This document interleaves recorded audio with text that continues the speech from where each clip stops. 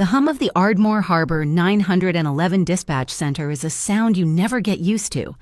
It's not loud, just a constant, low-grade thrum of electricity and anxiety, the collective heartbeat of a city having its worst night.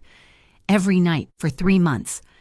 I'd been an intern on the graveyard shift, learning the rhythms of catastrophe. I'd learned to keep my voice a flat, calm plane in the face of roaring fires and silent, open-line standoffs. I thought I'd learned how to handle pressure. I was wrong. My phone buzzed against the cool laminate of my console, a forbidden vibration in a room where personal calls were the enemy of focus. I glanced down. It wasn't my foster mom checking in. It was a number I didn't have saved, but I knew who it was from. Shoreline Servicers Last Chance. North. The call logs for the West End District. Tonight, or your student loan default becomes the least of your problems. My blood went cold, a familiar, sickening plunge. It had started 2 weeks ago. A polite request from a man who claimed to be a private investigator, asking for specific 911 call data. I refused, citing protocol. The requests became demands. The demands became threats. They knew where I lived. They knew I was an intern. Disposable. They knew my social security number was flagged from a student loan I was desperately trying to defer. They wanted the call logs, and they didn't care how they got them.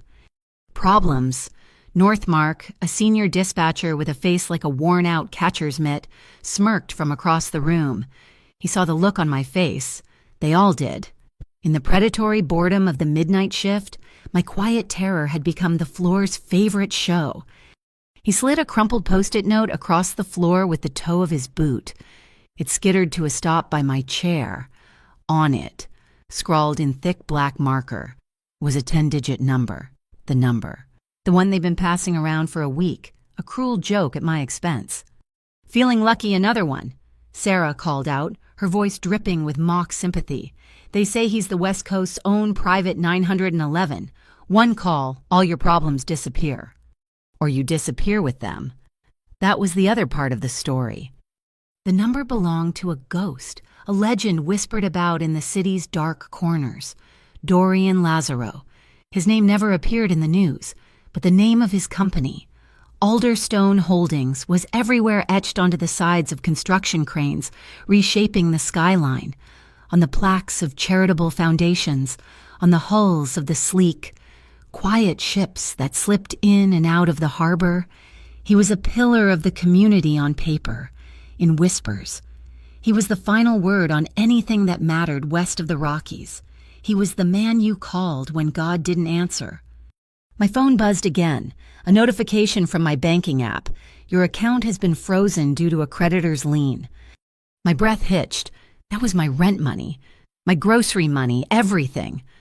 A wave of dizziness washed over me. I gripped the edge of my desk, the sharp corner digging into my palm. It was happening. They were dismantling my life, piece by piece, right out from under me. A third buzz, an email. The subject line was blunt, 24-hour eviction notice. It was from my landlord. The lien from Shoreline was the reason. The room swam. The low hum of the servers seemed to magnify, filling my ears. Looks like you're out of options, kid, Mark said, leaning back in his chair, arms crossed. The whole room was watching now, a pack of hyenas waiting for the kill. I bet you $50 you won't call him. The bet hung in the air, thick and suffocating. It wasn't about the money. It was about the humiliation, about them watching me break. My hand trembled as I reached for the Post-it note. My fingers felt like clumsy, foreign things. I looked at the number, then at the eviction notice glowing on my screen. I saw my meager belongings being piled on a wet sidewalk. I saw the smug, predatory faces of the men from Shoreline. And then I saw the other thing. The thing that made this more than just a collections shakedown. The thing I hadn't told anyone. It was on the encrypted USB drive tucked into the hidden pocket of my jacket. The reason they really wanted those logs. A pattern I'd stumbled upon by accident. Calls about minor incidents, a fender bender, a dumpster fire that were being used to reroute ambulances, pulling them away from specific addresses in the West End just moments before a real, Critical call came from that exact, now uncovered zone. It was subtle, brilliant, and deadly, and I had the proof. They didn't just want to silence me. They wanted to erase a trail, and I was sitting right on top of it. My choice was gone. There was no running, no hiding. There was only the precipice and the long drop down, or the number. My fingers moved on their own, tapping the digits into my phone. The room went silent. The only sound was the clicking of my screen and the frantic drumming of my own heart against my ribs. I pressed the call button. It didn't even finish the first ring. The line clicked open with an unnerving finality. There was no greeting, just an expectant, bottomless silence on the other end. It was so quiet I could hear the faint, distant sound of rain, a sound that wasn't coming from my own window. My voice came out in a ragged, breathless rush, a dispatcher's report stripped of all its calm. My name is Alara North. I'm a 911 intern. A group called Shoreline Servicers is trying to force me to turn over call logs. They've frozen my bank account. I'm being evicted. They're trying to cover something up in the system, and I have the recordings. They're coming for me. I stopped, gasping for air, my entire story laid bare in less than 30 seconds. The silence that followed was heavier than anything I had ever known. 1 second, 2, 3. Each tick of the clock on the wall was a hammer blow. I thought he'd hung up. I thought it was a deadline, a prank, the final, crushing punchline to the joke. Then, a voice. It was low, rough like worn leather, and utterly devoid of emotion. It spoke a single word. Come. The line went dead. Before I could even process it, my phone lit up with a text from an anonymous number. It was a location, the Albatross Diner, Pier 14, followed by a string of numbers, backdoor code 8410. I stared at the screen, my mind a blank slate. What had I just done? Had I just made a deal with the devil, or had I just called his boss? The line between right and wrong had dissolved into a gray, terrifying fog. My dilemma was cut short by a sound from my apartment's security feed, which I kept open on a small side monitor. The grainy black and white image showed 2 large men standing on my doorstep. One of them raised a heavy fist and began to pound on the door. My building's intercom buzzed, a harsh, angry shriek that cut through the dispatch center's hum. Alara North Shoreline Servicers. We have a work order to check the gas meter. The lie was so blatant, so aggressive. It was its own kind of threat. They weren't waiting anymore. My body moved before my brain could object. I logged out of my station, my hands flying across the keyboard. I stood up, my chair rolling back with a sharp squeal. Mark and the others stared, their smirks gone, replaced by a wide-eyed shock. I didn't look at them. I grabbed my jacket. My fingers fumbled for the zipper, finally finding purchase. I checked the hidden pocket, my driver's license, my phone, and the small, cool rectangle of the USB drive. It was all there. As I walked towards the emergency exit, my phone chimed with a second text from the same anonymous number. Bring everything they want you for. He knew, of course, he knew. The air outside was a slap of frigid, wet wind. The Washington rain wasn't gentle, it was an icy, relentless assault, coming down in hard, diagonal sheets that turned the streetlights into blurry halos. Ardmore Harbor was a city of water and shadows, and tonight, it felt like both were trying to swallow me whole. I pulled my hood up and ran, my sneakers splashing through deep puddles, the sound of the pounding on my apartment door still echoing in my ears. Pier 14 was at the edge of the industrial district, a place of forgotten warehouses and the lonely cries of foghorns. The Albatross Diner was a relic from another era, a long silver tube of a building with a single, sputtering neon sign that cast a sickly green glow onto the slick, wet asphalt. It was the only light for blocks. I circled around back, my heart hammering against my ribs. The alley smelled of salt, rust, and old grease. I found the keypad by the steel door, my shaking fingers punching in the code, 8410. A soft click, and the door swung inward into darkness. I slipped inside, my eyes struggling to adjust. The diner was nearly empty. The air was thick with the scent of stale coffee and disinfectant. 2 customers were scattered among the cracked vinyl booths, lone figures staring into their mugs, their faces hidden in shadow. Neither of them looked up as I walked past, my dripping jacket leaving a trail on the checkered linoleum floor. They were part of the scenery, as permanent and silent as the napkin dispensers. At the far end of the counter, a man was sitting on a stool, his back to me. All I could see was a long, dark overcoat and a head of thick, dark hair. He was perfectly still. As I hesitated, halfway down the length of the diner, he stood up. He didn't make a sound. He didn't turn quickly.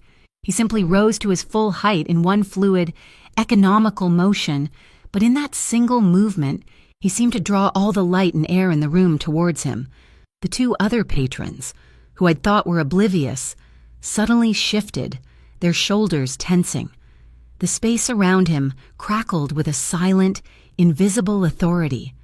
He turned, and his eyes found mine across the room.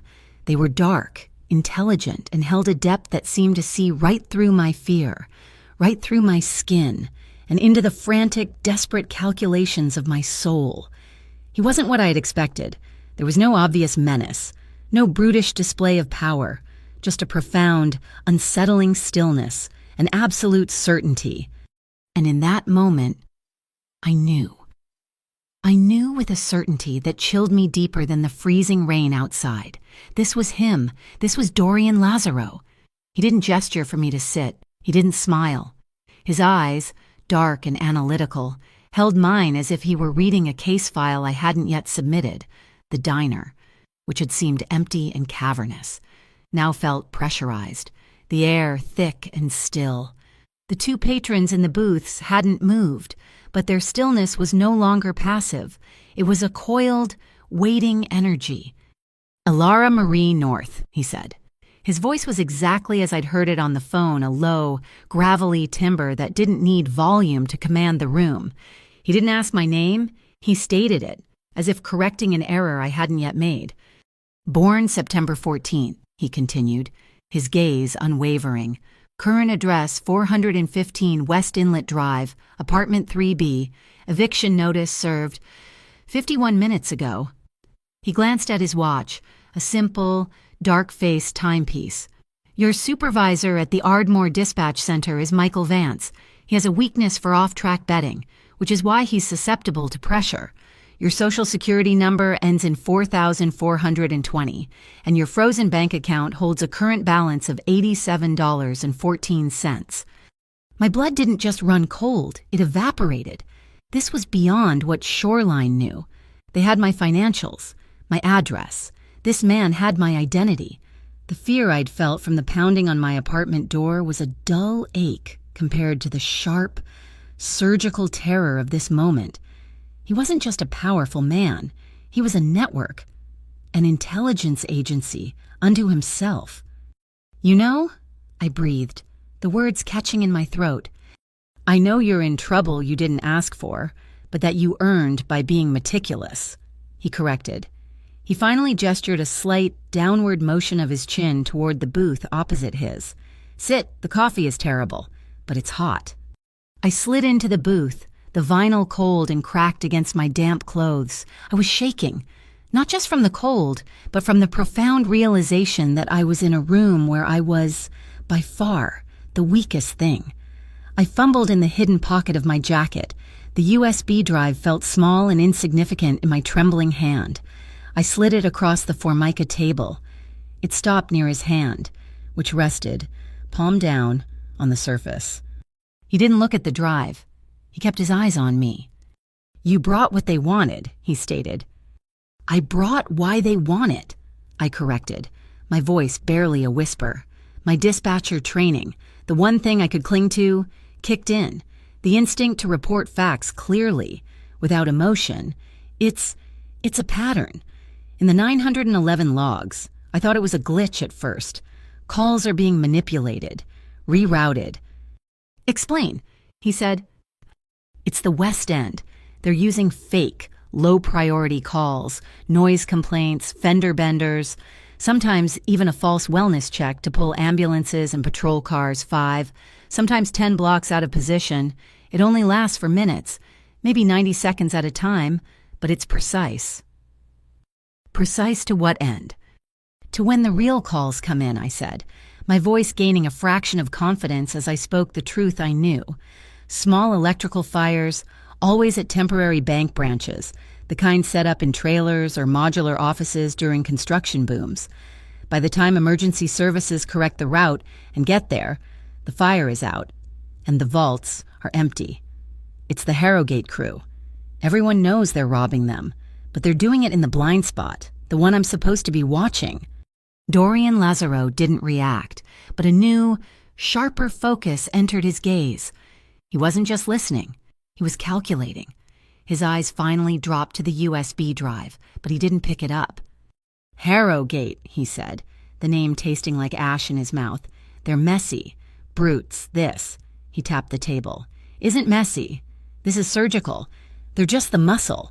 He looked back up at me, and I felt like I was being x-rayed, and the fires are just the distraction. They're not just stealing cash, they're washing it. Washing it how?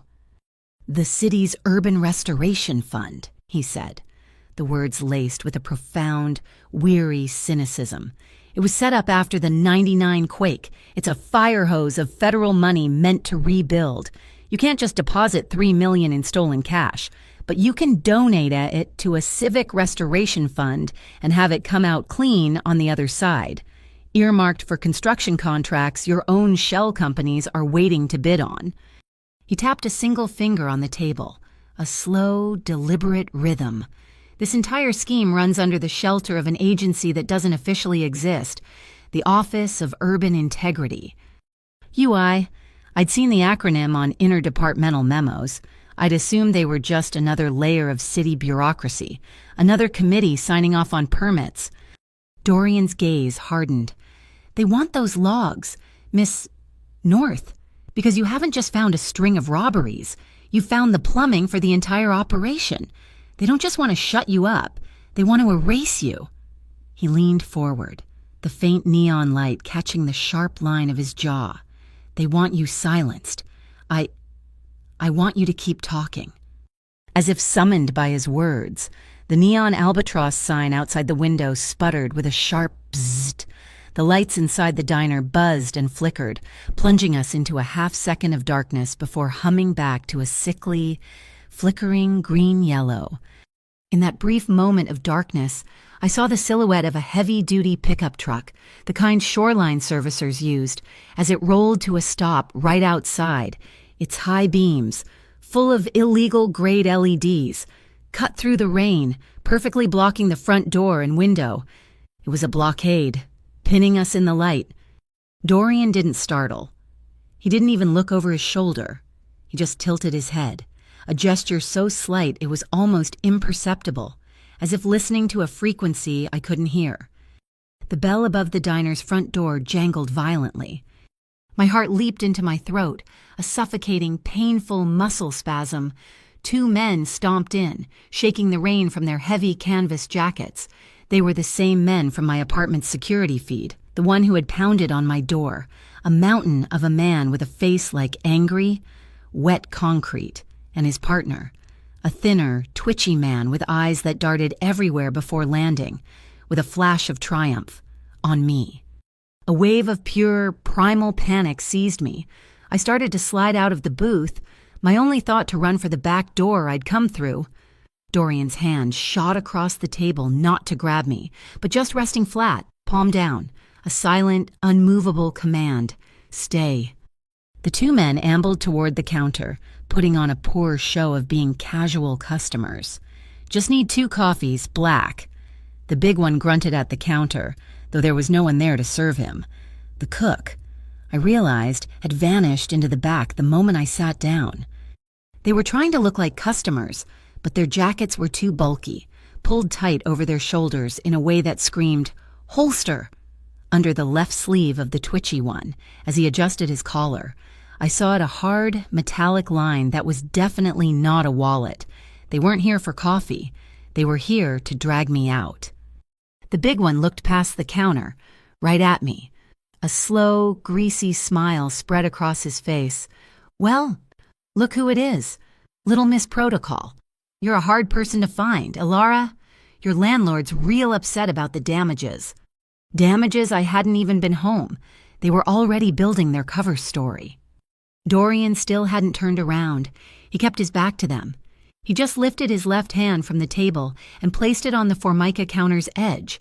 With his index finger, he tapped, tack, tack, tack.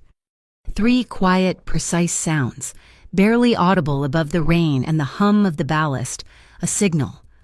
The kitchen door, the one marked Employees Only, swung open. 2 men emerged. They looked nothing like the shoreline thugs. They wore simple, dark work pants and plain Henley shirts, like they could have been short-order cooks or longshoremen just getting off a shift.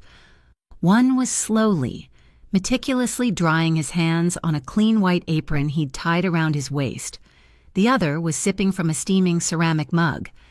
They didn't rush, they didn't shout, they didn't draw weapons, they simply positioned themselves. The one with the apron moved to stand directly in front of the counter, polishing a glass, blocking the thug's path to me.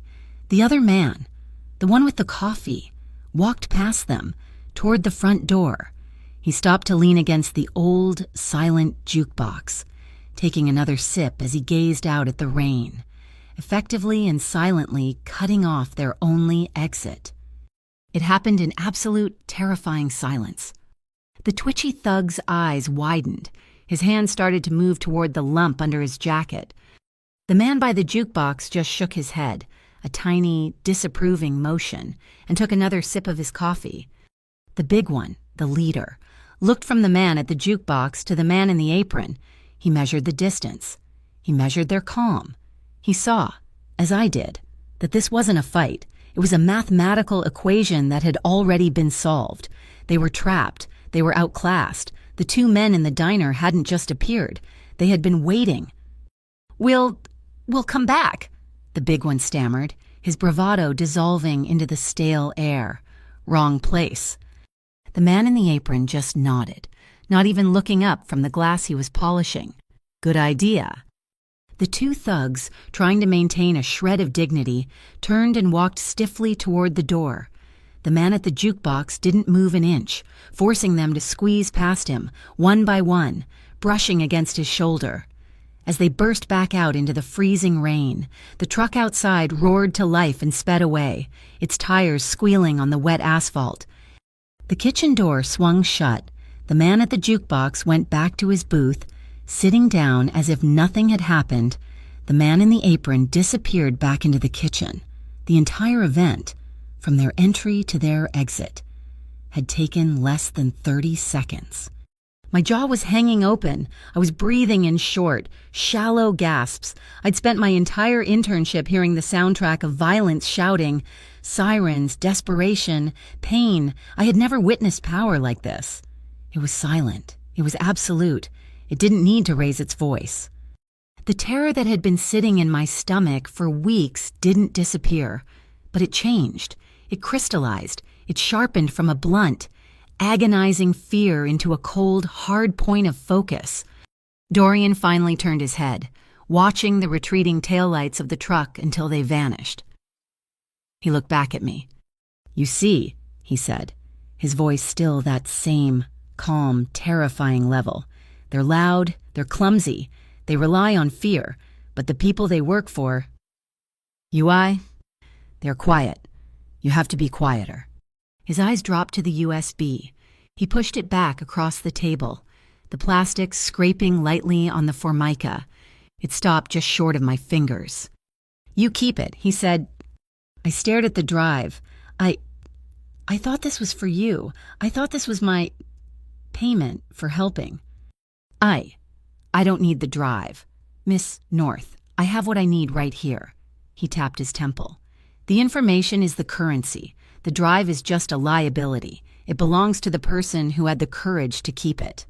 I wrapped my cold fingers around the small device. It felt warm from the diner, heavy, like a talisman. He leaned back, assessing me, the interrogation apparently over. "So, You have a choice. You didn't have one when you walked in here, terrified and cornered. Now you do." He laid out the options with the dispassion of a judge, of a man who had offered this choice before. Path 1. You run. I can have you on a plane to somewhere warm and quiet in an hour. New name, new bank account, new life. You'll be safe. But they'll still be here. And this, he nodded toward the USB in my hand, will have all been for nothing. And path 2, I asked. Though I already knew the answer, I knew which one he represented. Path 2, he said, a new, cold intensity entering his voice. You stand with me. You use that.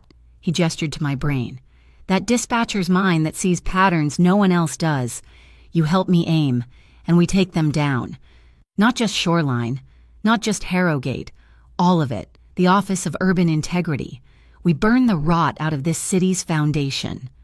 He didn't sugarcoat it. It's not safe, and it's not right in the way you're used to. But it will be final. I looked past him, through the rain-lashed window, at the dark, churning water of the harbor. I could hear the distant, mournful sound of a foghorn out on the water, a lonely call in the dark. I thought of the eviction notice, the frozen bank account, the smug look on Mark's face, the thud of that fist on my door. Running meant they won. Running meant I'd spend the rest of my life looking over my shoulder, a victim. I had been a victim my whole life, passed from one foster home to another, always silent, always accommodating, always trying not to be noticed. My hand closed tightly around the USB drive, the sharp edges digging into my palm. I met his gaze. The fear was gone, replaced by a cold, clear certainty. "I'm tired of running," I said, my voice as steady as his. "I don't want the path that's safe. I want the one that ends this." A flicker of something passed through Dorian Lazaro's eyes. It wasn't approval. It wasn't a smile. It was recognition. Like a metallurgist seeing a raw piece of iron and recognizing its potential to become steel. "Good," he said, standing up and throwing a few bills on the counter. Far too much for a coffee he never drank. "The night's not over. We have work to do." My new home wasn't an apartment, it was a ghost of one. Perched high in the rafters of a massive alderstone warehouse on Pier 7, it was a loft space carved out of the industrial skeleton of the building. Exposed brick walls, still faintly smelling of a century of sea salt and diesel, rose to meet a ceiling of dark, heavy timber beams. A wall of reinforced glass looked out over the sprawling, floodlit labyrinth of the port, a vista of cranes standing like sleeping steel dinosaurs against the night sky. There was a bed, a small kitchen unit, a bathroom, and a powerful, dedicated internet line. There were no pictures on the walls, no mail in the slot, no name on the door. To Shoreline servicers and the rest of the world. Ilara North had vanished from the map. The safety was a strange, hollow thing. I'd sleep for a few hours at a time, waking with a jolt, expecting the thud of a fist on the door, only to hear the low groan of a container ship being nudged into its berth by a tugboat. My life had been condensed to this single, secure, and utterly anonymous room. Dorian didn't treat me like a refugee. He treated me like an asset. On the second day, he led me down a flight of echoing steel stairs to a section of the warehouse floor that had been walled off and soundproofed. Inside wasn't a boardroom or an office, but a nerve center humming with the quiet, intense energy of processing power. Banks of servers blinked in the cool, climate-controlled air. 3 people, 2 men and a woman, all younger than me, sat before a mosaic of glowing monitors, their fingers flying across keyboards with silent, focused speed. They didn't look up when we entered. "This is Arclight," Dorian said, his voice a low rumble in the quiet space. "They handle my digital infrastructure. They find things that don't want to be found." The woman, her hair in a tight, practical bun, finally looked over. Her eyes were sharp, missing nothing. "Heard you brought us a puzzle. North." I nodded, feeling like a rookie again. A messy one. "They're all messy," she said, turning back to her screen. "Plug it in. Let's see what you've got." For the next 48 hours, that room became my world. The ArcLight team took the raw data from my USB drive and projected it onto a massive central screen. It was like seeing my dispatcher's console magnified 1,000 times. They began peeling back the layers of the malware infecting the 911 routing system, revealing the elegant, insidious code that allowed for the diversions. It was a digital ghost, leaving almost no trace, designed to mimic a system glitch, almost. "It's the command string," I found myself saying on the third day, pointing at a line of code that flickered erratically. I'd been staring at it for hours, the patterns of the system so deeply ingrained in my mind that I could feel when something was wrong, even if I didn't know the language it was written in. A real system reset command has a static identifier. This one, it changes. It's trying to hide, but the shadow it casts is always the same shape. The woman, her name was Lena, zoomed in on the string. Her eyes narrowed. "It's a digital watermark. Well hidden. Give me a minute." Her fingers became a blur. Code cascaded down the screen. She was following the shadow I'd pointed out, chasing it back through a maze of rerouted servers and spoofed IP addresses. It was like watching someone run a thread back through an impossibly tangled knot. After 20 minutes of intense, silent work, a single location resolved on a map of Ardmore Harbor. "Got it," Lena said, leaning back. "The commands originate from a single, hard-lined server, secure off-network. It's located at the North Point Civic Center." I stared at the name. The North Point Civic Center was a half-finished shell of a building downtown, a public works project that had been stalled for years until a recent, massive influx of funding. I saw from a quick search on a secondary monitor that was being administered by the Office of Urban Integrity, OUI. It wasn't just a slush fund, it was a physical headquarters for their operations, disguised as urban renewal, a data collection hub hiding in plain sight. But that was the how. I still needed the why. I pushed aside the code. "Lena, can you pull up the Port Authority's shipping manifests for the last 3 months? Cross-reference them with the timestamps on the ambulance diversions." It was a dispatcher's hunch, a gut feeling born from thousands of hours of listening to the city's chaotic symphony. You learn that nothing is truly random. Every incident has a ripple. I was looking for the stones that were being tossed into the pond. The data flooded another screen. On the left, the list of rerouted ambulance calls short, 2-minute diversions, scattered across the West End. On the right, a dense log of every shipping container that had been moved at the port. They looked completely unrelated, chaos and commerce. But they weren't. "There," I whispered, my finger tracing a line on the screen. "Look, Tuesday, 2:04 a.m., a false alarm, dumpster fire on 3rd and Westlake. Ambulance Unit 7 is diverted. It lasts exactly 120 seconds. I dragged my finger across to the other screen. Tuesday, 2:05 a.m., a container, manifest designation, humanitarian aid medical supplies, is loaded onto a truck at berth 43. It happens every time. A 2-minute window, a fake emergency call, and one of these containers gets moved. The pieces clicked into place with a terrifying, sickening clarity. Later that evening, I explained it to Dorian as we stood on the catwalk outside the loft, the cold, salty wind whipping around us. "It's a smokescreen," I told him. My voice raised slightly over the wind. "The robberies at the banks, the fires, they're just noise. Loud, violent noise to make the cops look one way. The real crime is happening here, at the port, quietly. They create these fake hotspots, these emergency vacuums, to ensure a clean exit for those containers." Dorian stared out at the sprawling port, his hands resting on the iron railing. He was silent for a long moment before he spoke. "Those containers aren't filled with gauze and antibiotics. Elara," he said, his voice flat, "they're filled with illicit pharmaceuticals, fentanyl, mostly, coming in from overseas, disguised as donated medical equipment to bypass customs inspections. The Harrogate crew aren't just thieves, they're the distribution network. OUI provides the clean route out of the port. Harrogate moves the product onto the street, and the money gets washed back through the restoration fund. It's a perfect self-sustaining circle. My stomach turned. This wasn't just about money, people were dying from this. The ghost in the machine I had found was a merchant of death. The weight of it pressed down on me, suffocating. "We can stop it," I said, the idea forming even as I spoke it. "We can use their own system against them. We can set a trap." He turned to look at me, his expression unreadable in the harsh glare of the security lights. "Go on." "We create our own ghost," I explained, the plan solidifying. "A time trap. Arclight can build a virtual fire alarm protocol, a much bigger one than they use for the diversions. We'll trigger it for a specific abandoned industrial block near their main route.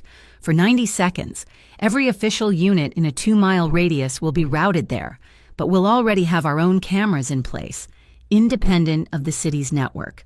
We can lock their route into our kill box and record the entire handoff from the container to the Harrogate truck."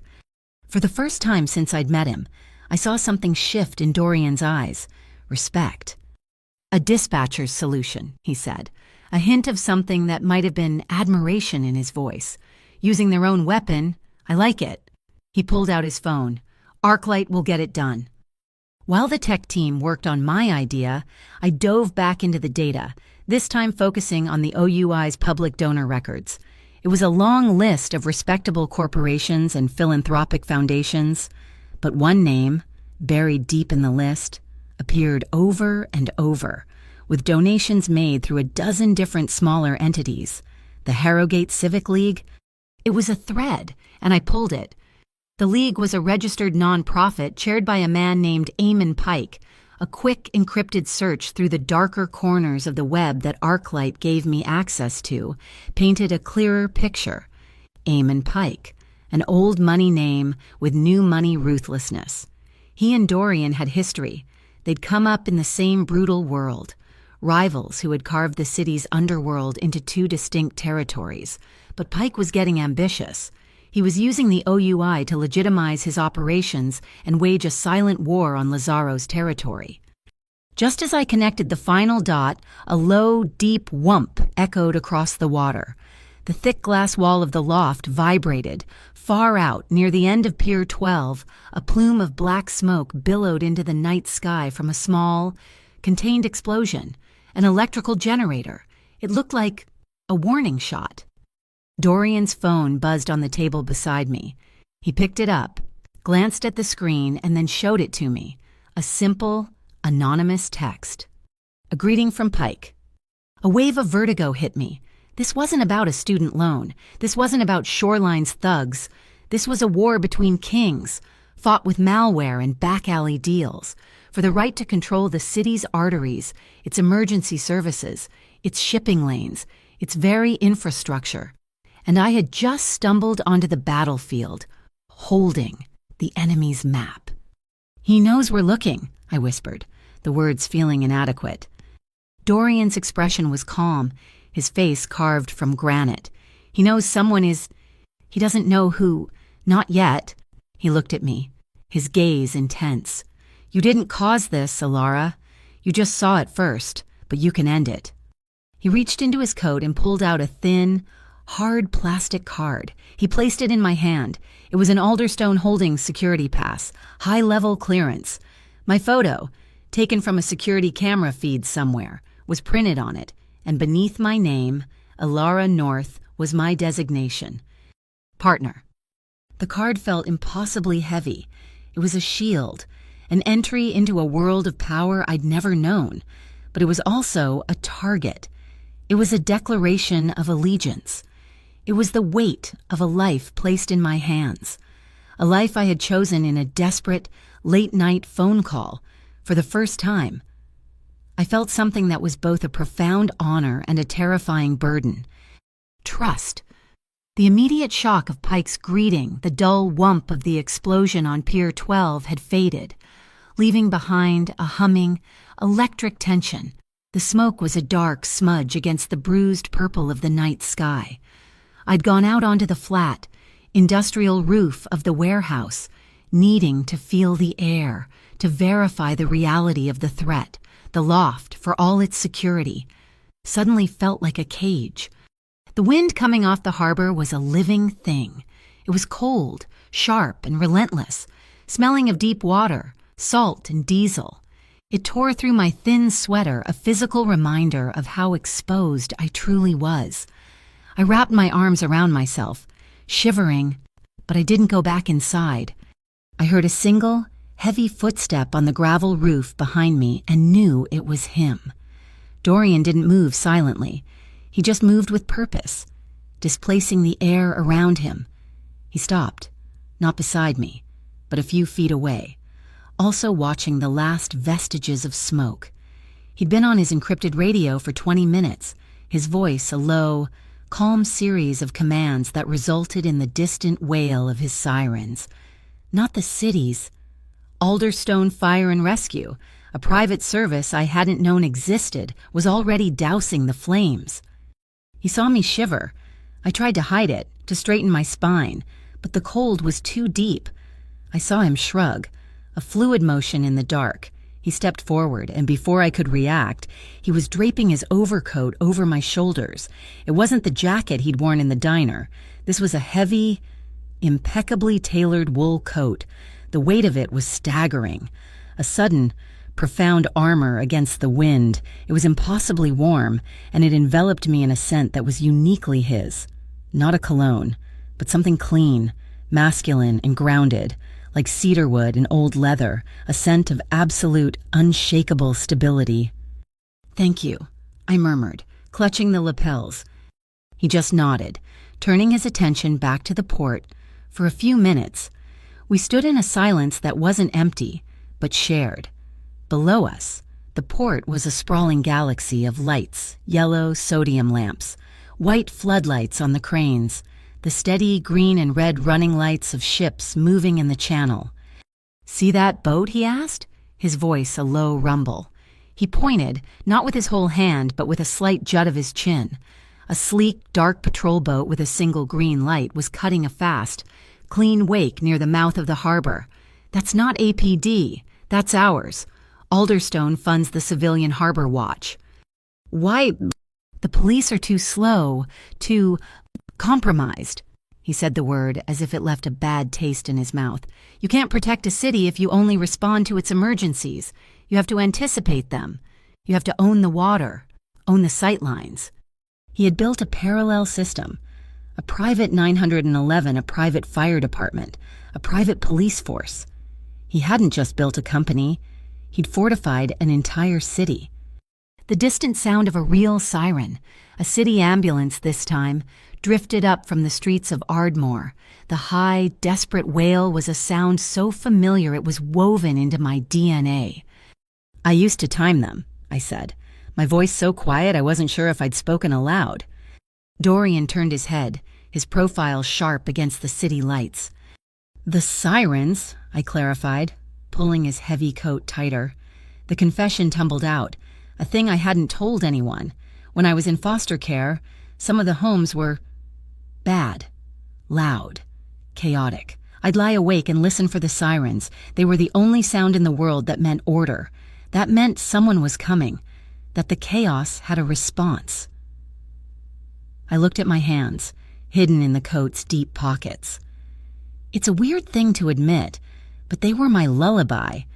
It's why I became a dispatcher. I wanted to be that person, the calm voice on the other end of the panic. I risked a glance at him. He wasn't looking at me with pity. That would have been unbearable. He was just watching me, listening. His stillness was a form of respect, an invitation to continue.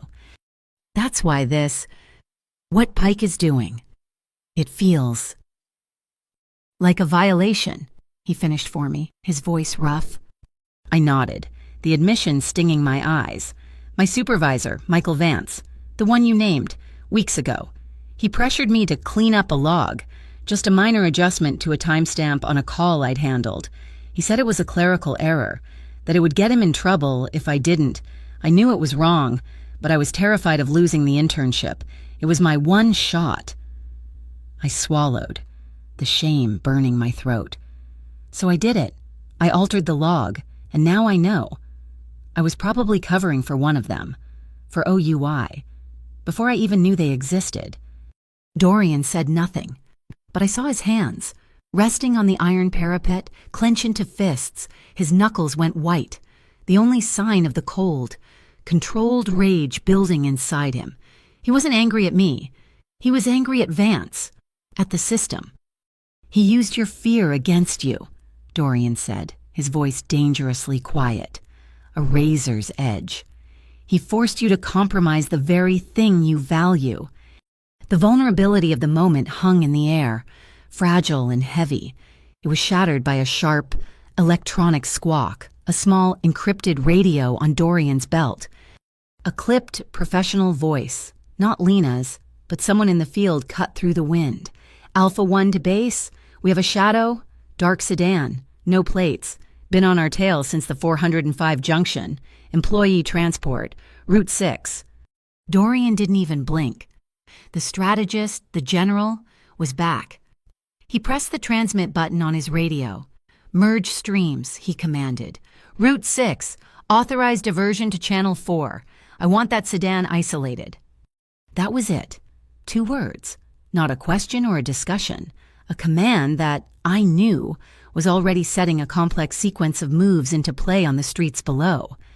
My dispatcher's mind marveled at the efficiency. A few blocks away, his employee transport van would be seamlessly absorbed into a convoy of identical Alderstone vehicles, while the shadow would be peeled off, flanked, and, I had no doubt, dealt with. A small, shaky laugh escaped me.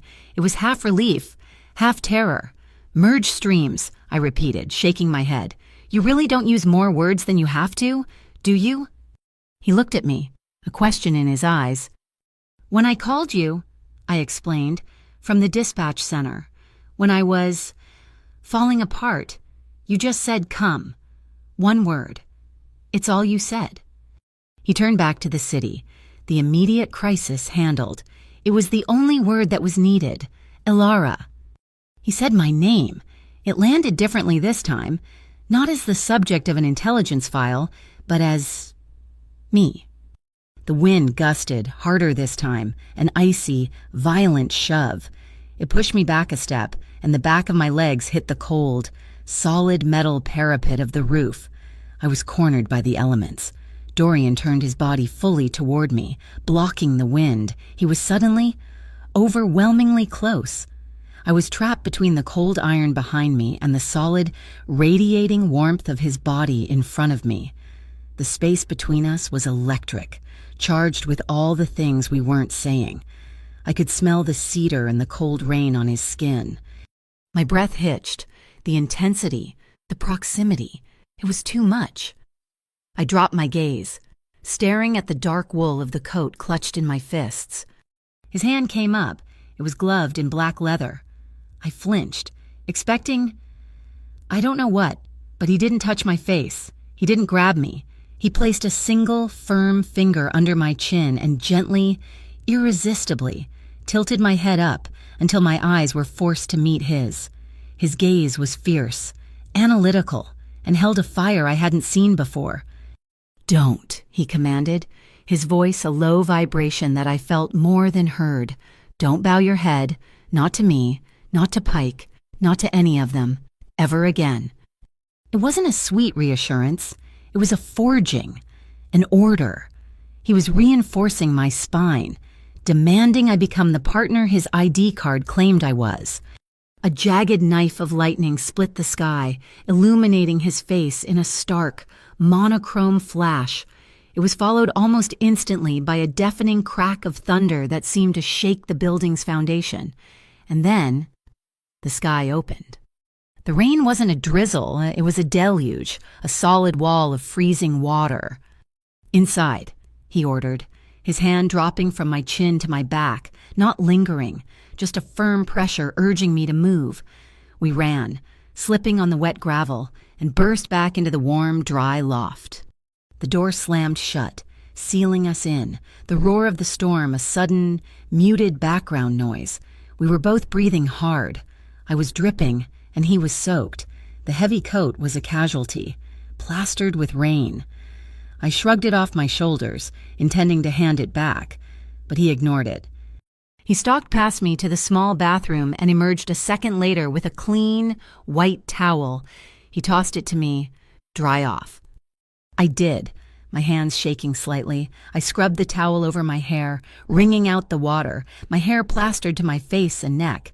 The single lamp by the bed cast a warm, yellow glow, and I could see my own reflection in the dark, massive window, the storm raging behind it. I stopped, the towel in my hands, and looked up. He was just watching me. He hadn't moved. He stood by the door, water dripping from his dark hair onto the hardwood floor, his gaze fixed on me with an intensity that made my skin prickle. The silence was back, but it was no longer calm. It was charged, heavy, and thick as velvet. He took one slow step toward me. My breath caught in my throat. He took another. He was close enough now that I could feel the heat coming off him, see the individual droplets of rain clinging to his eyelashes.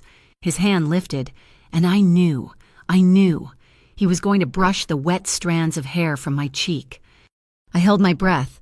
My heart was a frantic drum, a wild, panicked bird in my chest. His hand stopped, hovering in the air between us for a long, agonizing second. I saw the muscles in his jaw clench with a visible, profound effort of will. His hand closed into a tight fist. He dropped it to his side. He turned away from me, breaking the connection, and walked to the window. He stared out at the lashing rain, his back to me. A wall of control, slammed back into place. My heart was pounding so hard I felt it in my ears. I leaned against the table for support, my legs weak, and in that moment, I could finally, definitively name the feeling that was flooding my system.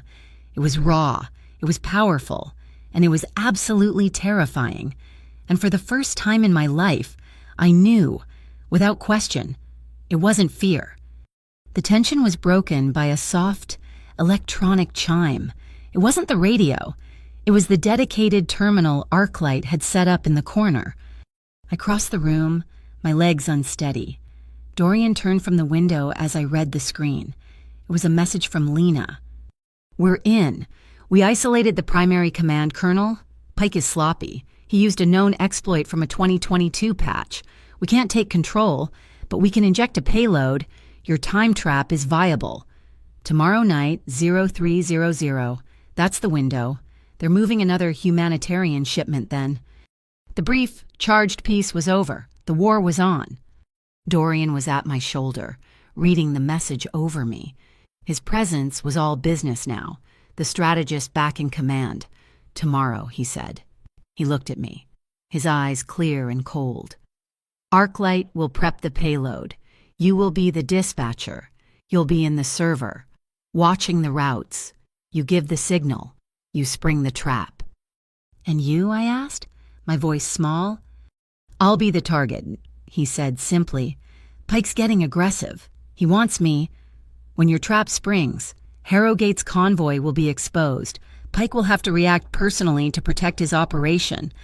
I'll be there to draw his fire." He paused. "I will be the tip of the spear." "You'll be standing on the X," I whispered. "The dispatcher term for the point of greatest danger."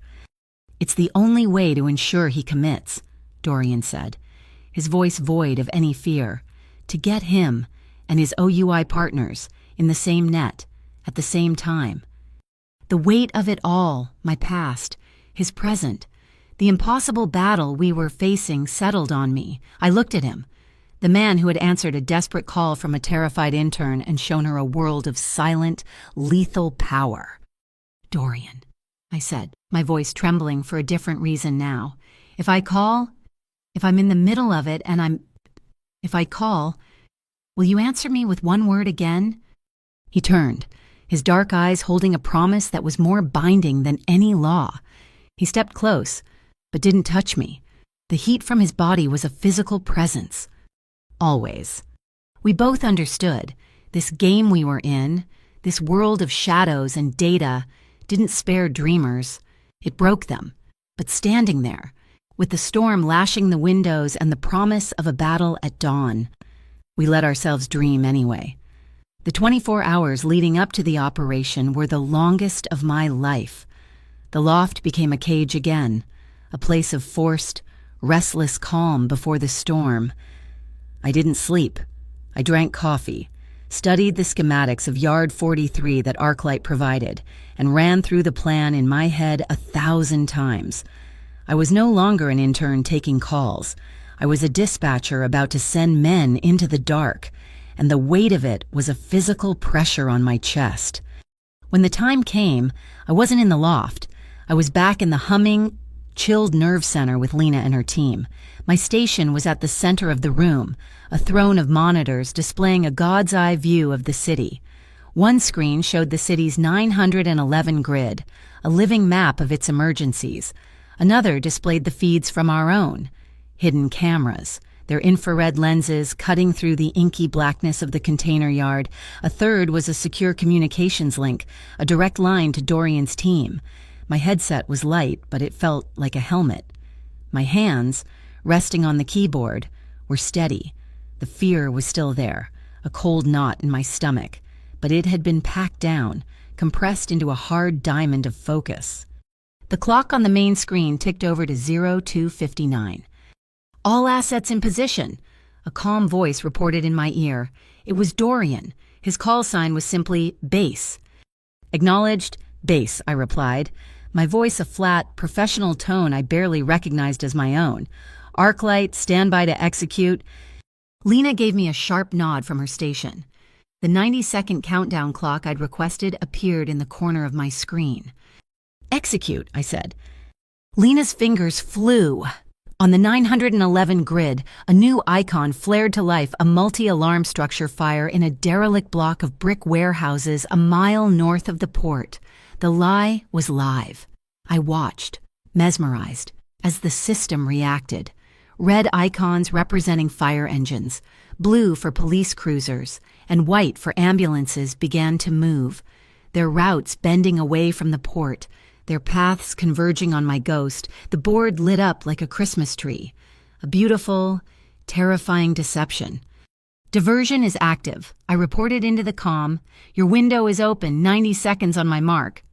As if on cue, 2 large, unmarked box trucks rumbled into the darkness of Yard 43 on my infrared feed. Harrowgate's crew. They moved with a clumsy, arrogant speed, pulling up alongside a specific container marked with the humanitarian aid stencil. The doors of the trucks opened. They were sloppy, confident they were invisible. Our cameras, hidden in the gantries of the cranes above, recorded every detail in crystal clear, high-definition black and white. "Target is in the box," I said, my voice betraying nothing. "They're making the exchange." Dorian's voice came back, a low rumble. "We see them, holding position." His team was parked a block away in a battered Ford F-250 with a faded Ardmore Rail Maintenance logo on the side. They were just another piece of the port's nocturnal machinery. Then something changed. A new vehicle entered the frame. Not a truck, but a sleek, black sedan that moved with a predator's grace. It parked at the edge of the yard, its headlights cutting sharp, white lines through the darkness. The driver's door opened. A man got out. He wasn't one of Harrowgate's thugs. He wore a tailored suit, no overcoat despite the cold, and he moved with an unhurried, proprietary air. He didn't hide in the shadows. He stepped into the light. "Base, we have a new player," I said, my focus narrowing. "Unidentified male, arriving in a black sedan." "I see him," Dorian replied, his voice suddenly tight. "It's Pike." My blood ran cold. Eamon Pike, here, in the open. It wasn't just an operation anymore. It was a confrontation. "Why is he here?" I whispered, more to myself than to Dorian. "He's baiting me," Dorian's voice crackled. "He wants this to be loud." As if to prove his point, Lena suddenly swore. "Ilara, I've got a massive data spike. Outbound stream from a building 2 blocks over. It's OUI. They're live streaming a charity telethon on a public access channel. The camera angle is... shit. It's pointed right at the entrance to the yard. They're setting up a kill zone for the media. If we make a move, they'll paint it as unprovoked gang violence. At the same instant, another Arclight tech called out, "I'm losing the city radio chatter. It's being flooded with white noise. Someone's hijacking the broadcast frequencies." Pike's trap wasn't just the live stream. It was a communications blackout. He was trying to isolate us, to record our actions while ensuring we couldn't call for any legitimate backup. There was no time to ask for permission.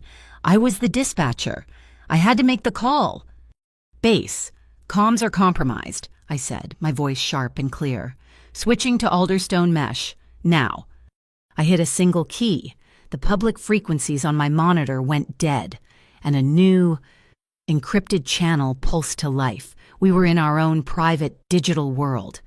Pike must have known he'd lost us, because the response was immediate and brutal. On my screen, a heavy-duty pickup truck that had been part of Harrowgate's convoy suddenly roared to life. It peeled away from the group, its tires screaming, and accelerated directly toward a section of chain-link fence where one of Lena's techs, a young man named Ben, was crouched, monitoring a portable sensor array. "Base asset in danger," I yelled, professionalism shattering into raw panic. "West fence, they're going to run him down." I didn't even see Dorian move. One moment, he was a static heat signature near the rail maintenance truck. The next, he was a blur of motion, a streak of darkness moving with impossible speed. He wasn't running to save Ben. He was running at the truck. He hit the speeding vehicle like a linebacker. A full body, shoulder-first impact into the front quarter panel. The sound of the impact, a sickening crunch of metal and bone, was picked up by our microphones. At the exact moment of impact, he triggered a device on his belt, and a blinding, disorienting strobe light pulsed directly into the driver's eyes. The truck swerved violently. The driver, blinded and stunned, lost control. The pickup smashed through the fence, missing a terrified, scrambling Ben by inches, before plowing into a stack of empty pallets. The yard erupted into chaos. Pike's men, seeing the attack, started pulling weapons. "Lena, kill the yard lights," I commanded, my voice cold again, the panic replaced by a surgeon's focus. "Cut the power to the entire grid, now!" The world on my monitor plunged into absolute blackness. A second later, the infrared feed compensated. The Harrowgate crew were blind, fumbling in the dark, their figures illuminated only by the frantic beams of their own flashlights. But Dorian's men, equipped with night vision gear, were now ghosts. I watched as they moved through the chaos, fluid shadows disarming Pike's thugs with a brutal, silent efficiency that was terrifying to behold. Pike, realizing he'd lost control, backed toward his car. He jabbed a button on a remote. From the trunk of his sedan, 4 small objects lifted into the air. Drones. Their red indicator lights glowed like angry eyes in the darkness. "Airborne surveillance," Lena shouted. "They'll have our positions in seconds."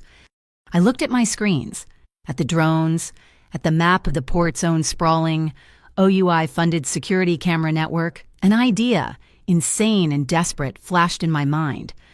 "The port cameras," I said, pointing. "They're wireless transmitters. Can you overload them? Force a directed energy pulse through their broadcast antennas?"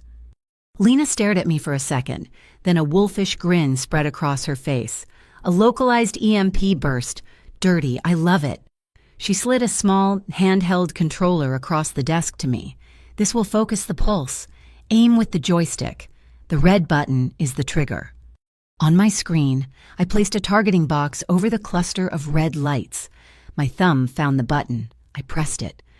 For a half second, the world on every monitor went white with static. Then, the picture returned.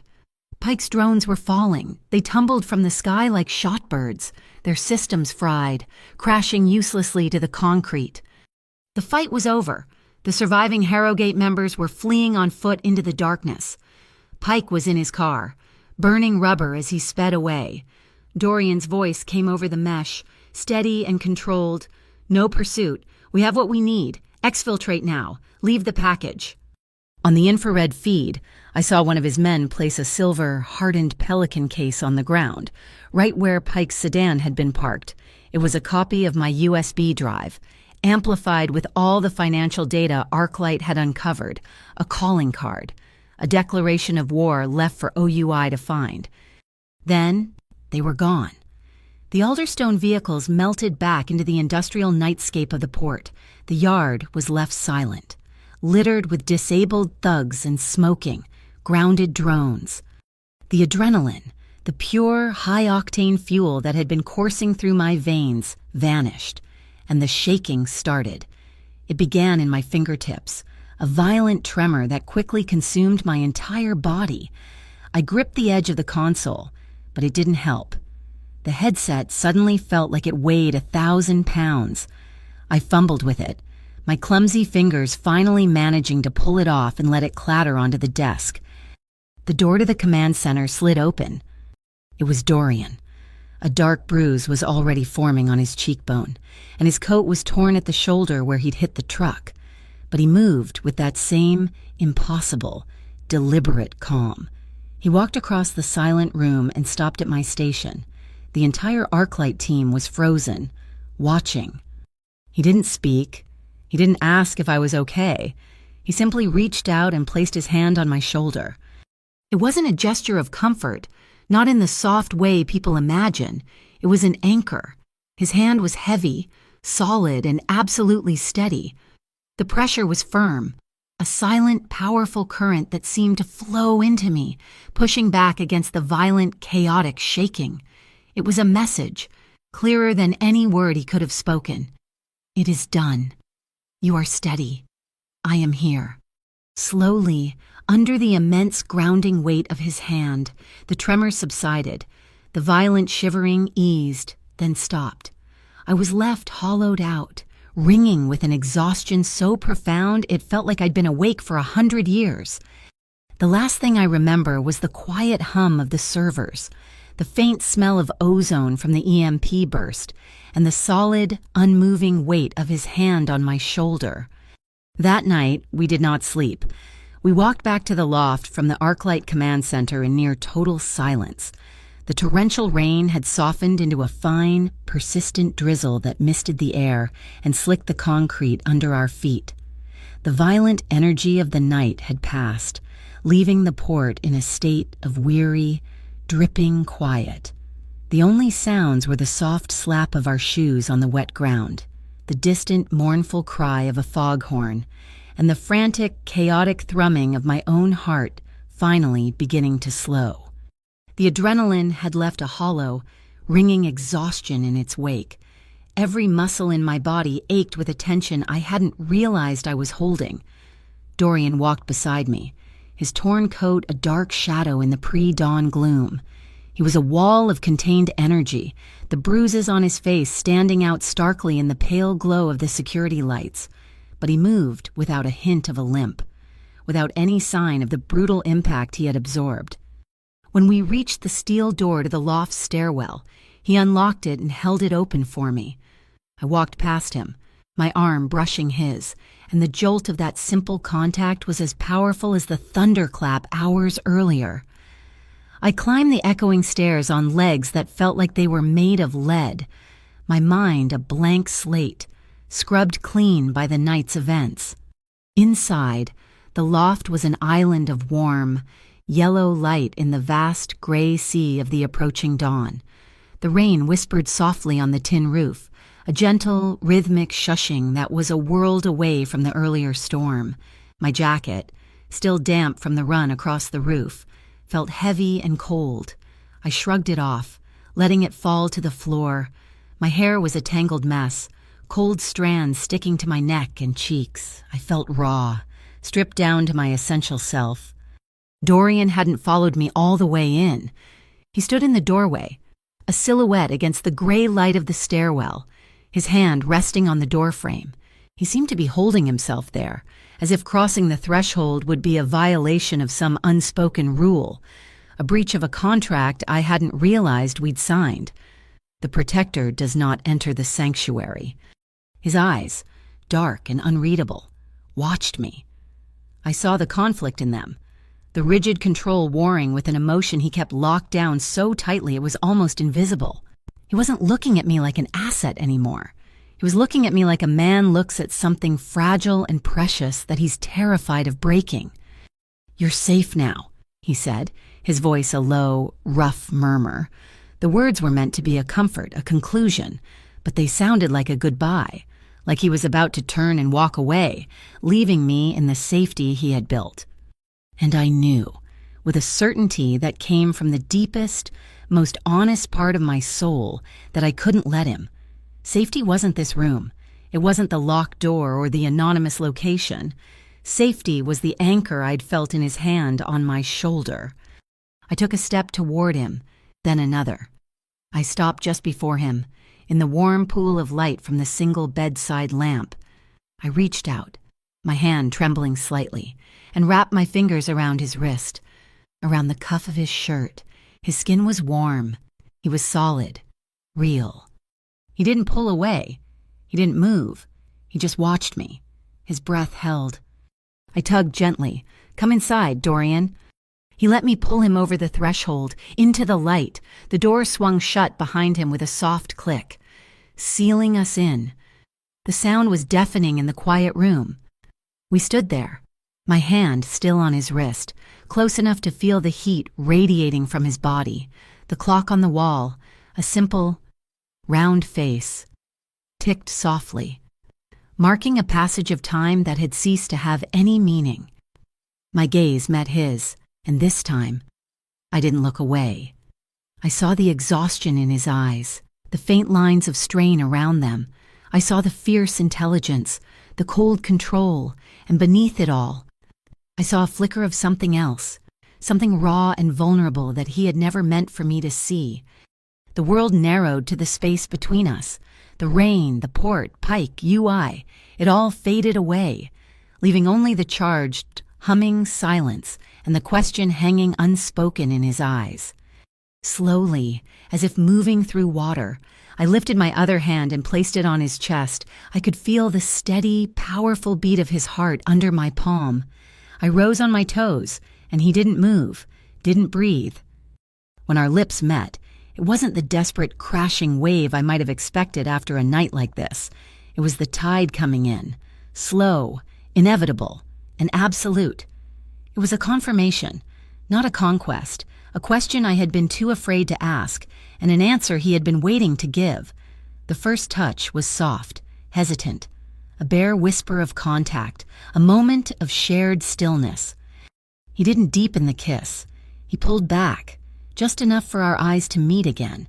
His gaze searched mine, asking. I gave him my answer, a small, almost imperceptible nod. This time, when he kissed me, it was with a deliberate, heart-stopping tenderness that unmade me. It was a conversation without words, a series of questions and answers spoken through the slightest pressure, the softest touch. He brought his hand up to cup my jaw, his thumb stroking my cheek, and the simple, gentle gesture sent a tremor through my entire body. He broke the kiss again, resting his forehead against mine. Our breath mingled, warm in the cool air. "Okay," he whispered, his voice a rough, broken sound. Was all I could manage, a sound of pure assent. "More," he asked, the word a prayer. "More," I breathed. His hands were a revelation. They moved with that same deliberate, profound certainty he did everything with. But there was no dominance in his touch. He was exploring, learning the lines of my body as if committing them to memory. One hand slid from my jaw to the back of my neck, his fingers tangling in my damp hair. The other settled on the small of my back, a firm, grounding pressure that held me steady. His touch was safe. It was respectful. He wasn't taking, he was offering. He was leaving the space for me to lead, to set the pace, to make the choices. And I did. I wrapped my arms around his neck, my fingers tracing the strong column of his throat, and pulled him closer, erasing the last fraction of an inch between us. The kiss deepened, and a soft, yielding sigh escaped my lips. It was a sound of surrender, not to him, but to this. to the overwhelming, terrifying, beautiful feeling that was flooding every empty, lonely space inside me. Our clothes became a hindrance, a barrier to the warmth we were both seeking. They fell away, piece by piece, discarded in a soft, scattered line on the floor, but the focus never shifted from our faces, from the story being told in our eyes. I saw a flicker of a shy, uncertain smile touch his lips, a crack in the granite facade, and it was so unexpected, so deeply human, that I smiled back, a wide, genuine smile that bloomed into a soft laugh.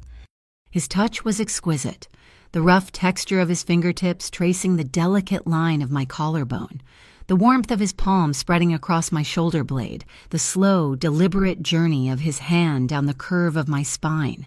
It was a worship, a mapping of a new territory. There were no crude movements, no fumbled urgency. There was only the slow, deliberate filling of a long-held emptiness with a new and overwhelming warmth. It was a quiet, desperate homecoming to a place I had never known existed. Later, we lay tangled in the sheets, the gray light of dawn beginning to filter through the massive window. The rain had finally stopped, leaving a profound, peaceful silence. His arm was a heavy, comforting weight around me, his hand resting on my hip. I lay with my head on his chest, listening to the slow, steady rhythm of his heart, a sound more reassuring than any lullaby I had ever known. Our fingers were intertwined, a simple, perfect knot. For the first time in my life, my entire body, my entire soul, felt still. The constant low-grade hum of anxiety that had been my lifelong companion was gone. He stirred, his fingers tightening around mine. I thought he might be asleep, but then he spoke, his voice a low, quiet promise spoken into the darkness of my hair. "When you call," he said, "I will answer." I tilted my head back, looking up at his shadowed face. A small, true smile touched my lips. "One word is enough," I whispered. He leaned down and kissed me, a soft, lingering kiss that tasted of peace and promises. And in the quiet safety of his arms, with the city just beginning to wake outside our window, we finally drifted into a deep, dreamless, and desperately needed sleep. We didn't know it then, but it was just the eye of the storm, a rare, precious moment of calm before the real hurricane arrived. The peace was a fragile, beautiful lie, and it shattered with the morning news. I awoke to the soft gray light of dawn and the unfamiliar, profound feeling of being safe in someone's arms. For a few blissful, dreamlike moments, there was only the steady rhythm of Dorian's breathing and the warm, heavy weight of his arm around me. The storm had passed. Then, his phone, set to silent on the bedside table, began to vibrate, a low, insistent hum against the wood. He was awake in an instant, the transition from sleep to sharp-edged alertness seamless. He glanced at the screen, and I saw the calm vanish from his face, replaced by a cold, hard mask. He swung his legs out of bed, moving to the large screen on the wall and turning it on. The local 24-hour news channel filled the room, the volume low. The headline was a sucker punch. Alderstone Holdings accused of manipulating city emergency services in internal WUI probe. I sat bolt upright, the sheets pooling around my waist. A woman with a practiced, sincere face and a title card that read Marin Lutz, OUI Community Liaison, was standing at a podium, her expression a mask of grave concern. "Evidence uncovered by our internal investigation," she was saying, her voice smooth and reasonable, "points to a sophisticated scheme by elements within Alderstone Holdings to create ghost calls, diverting critical emergency services for their own private security operations, recklessly endangering the public. They weren't just denying our evidence, they were stealing our narrative.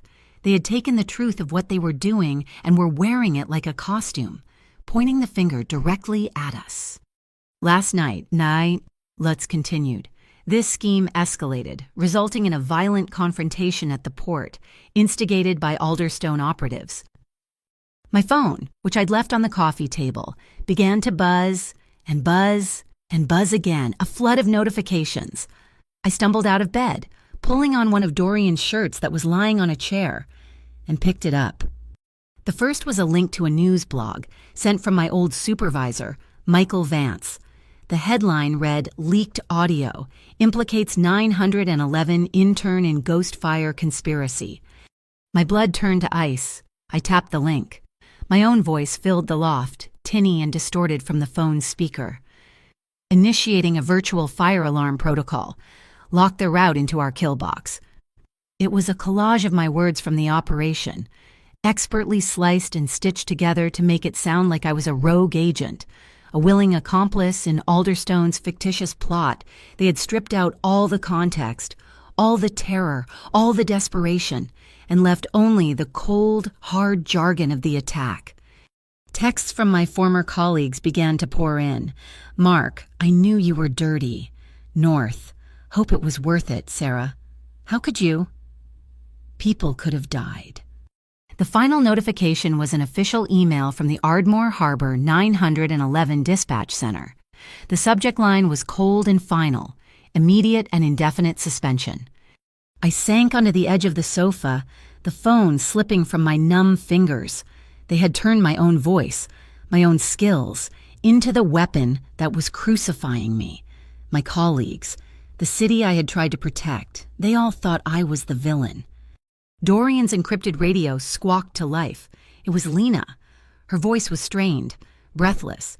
"Base, we have a problem, a big one. The cops are here. They have a warrant to seize our servers, the whole ArcLight facility." Dorian was already pulling on his pants, his movements economical and precise. He picked up the radio. "On what grounds?"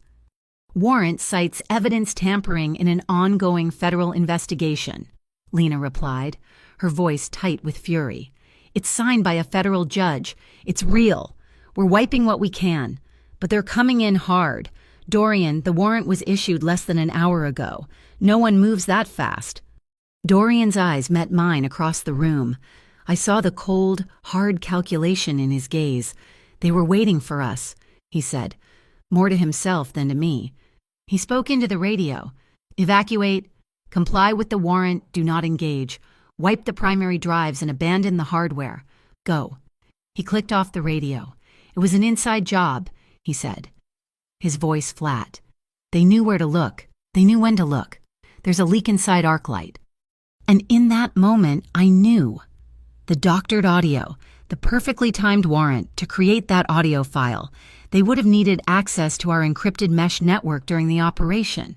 They would have needed the raw feed, an access key. An API key. An API key I had given to one person. "Quinn," I whispered, the name tasting like poison. "Quinn Belov." He was the youngest member of the ArcLight team, a brilliant, eager coder who had helped me interface my dispatcher's knowledge with their systems. He was shy, quick to smile, and I had trusted him.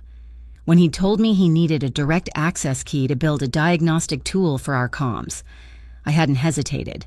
I had sent it to him myself. The sick, hollow feeling of betrayal was a physical blow, knocking the wind out of me. That evening, I found myself in a place where God had long since checked out. It was a deconsecrated church in the industrial flats, a brick shell with boarded-up stained glass windows. The air was cold and smelled of damp plaster and decay. We sat around a massive, rough-hewn wooden table that had been brought in and placed where the altar used to be. This was the Lazaro Collective's council, Dorian's lieutenants, the silent men from the diner, Lena from ArcLight, a half-dozen others with hard, quiet faces.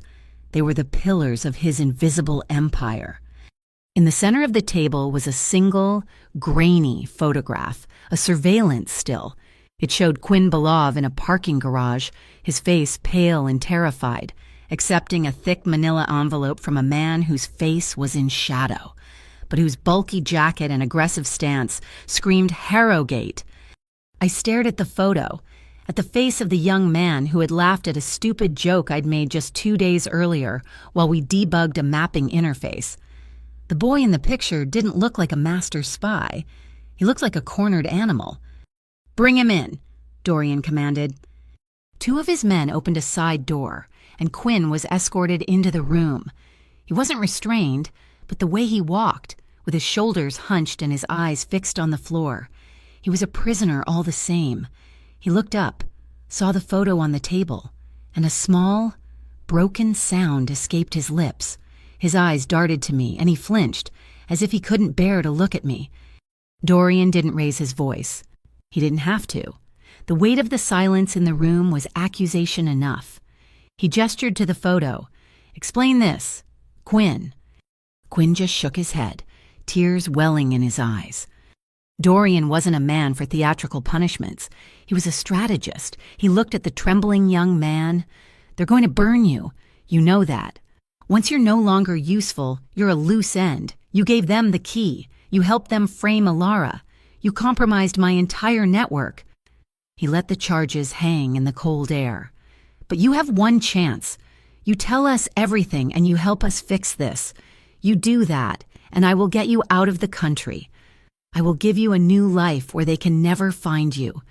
You refuse, and I'll leave you to them." It was a brilliant move. He wasn't offering forgiveness.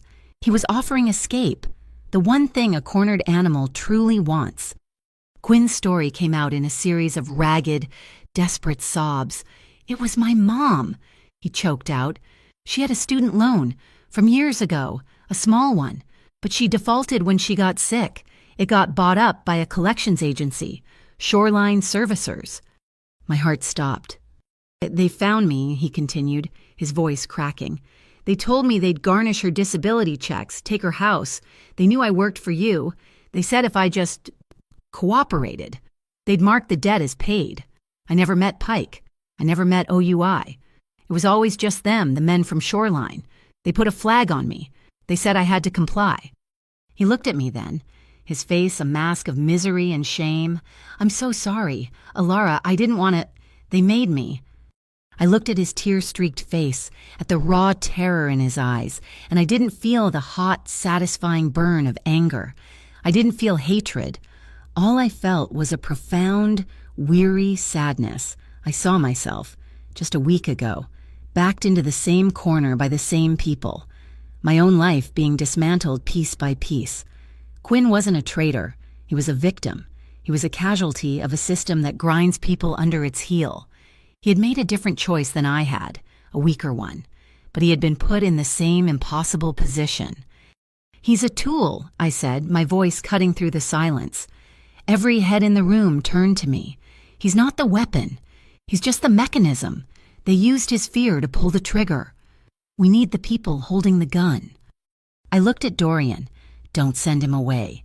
Use him. They think he's their asset. Let's make him ours.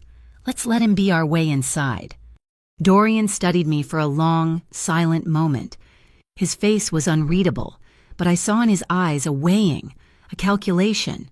He was seeing me not as the woman he'd held last night, but as the partner on the ID card.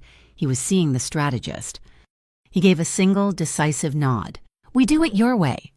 The new plan was born in the ruins of the old one, forged from betrayal and desperation.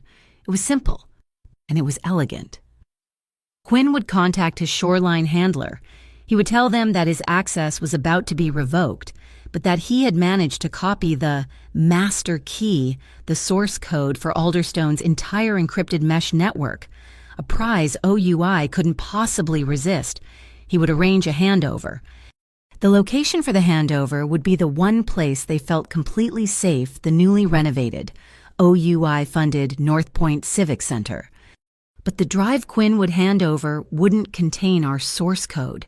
It would contain a gift from Arclight, a beautifully designed Trojan horse. The moment they plugged it into their secure, off-network server, it wouldn't try to steal their data. It wouldn't try to destroy anything. It would do something much more elegant. It would turn their server into a mirror. It would broadcast a perfect real-time copy of every file, every illicit transaction, every doctored 911 log, and every name on Pike's payroll, directly to us. We weren't going to break down their door. Quinn was going to open it for us from the inside. The plan had changed. It had changed in the cold, gray light of the church, when Quinn Belov had dissolved into a puddle of terrified, hiccuping sobs. He was a brilliant coder, but he was a terrible actor, sending him into the North Point Civic Center. The heart of OUI's power would be a death sentence. They would read the guilt and fear radiating from him in waves. So I made the argument. I was the one they had publicly crucified. I was the rogue dispatcher, the face of the Alderstone conspiracy. If I walked in there, I wouldn't be a terrified coder. I'd be the public enemy, finally defeated, coming in to offer a trade, my life, my freedom, in exchange for the one thing I had left to bargain with the master key to Dorian's network. It was a narrative they would want to believe. It was an act of surrender. Dorian had hated it.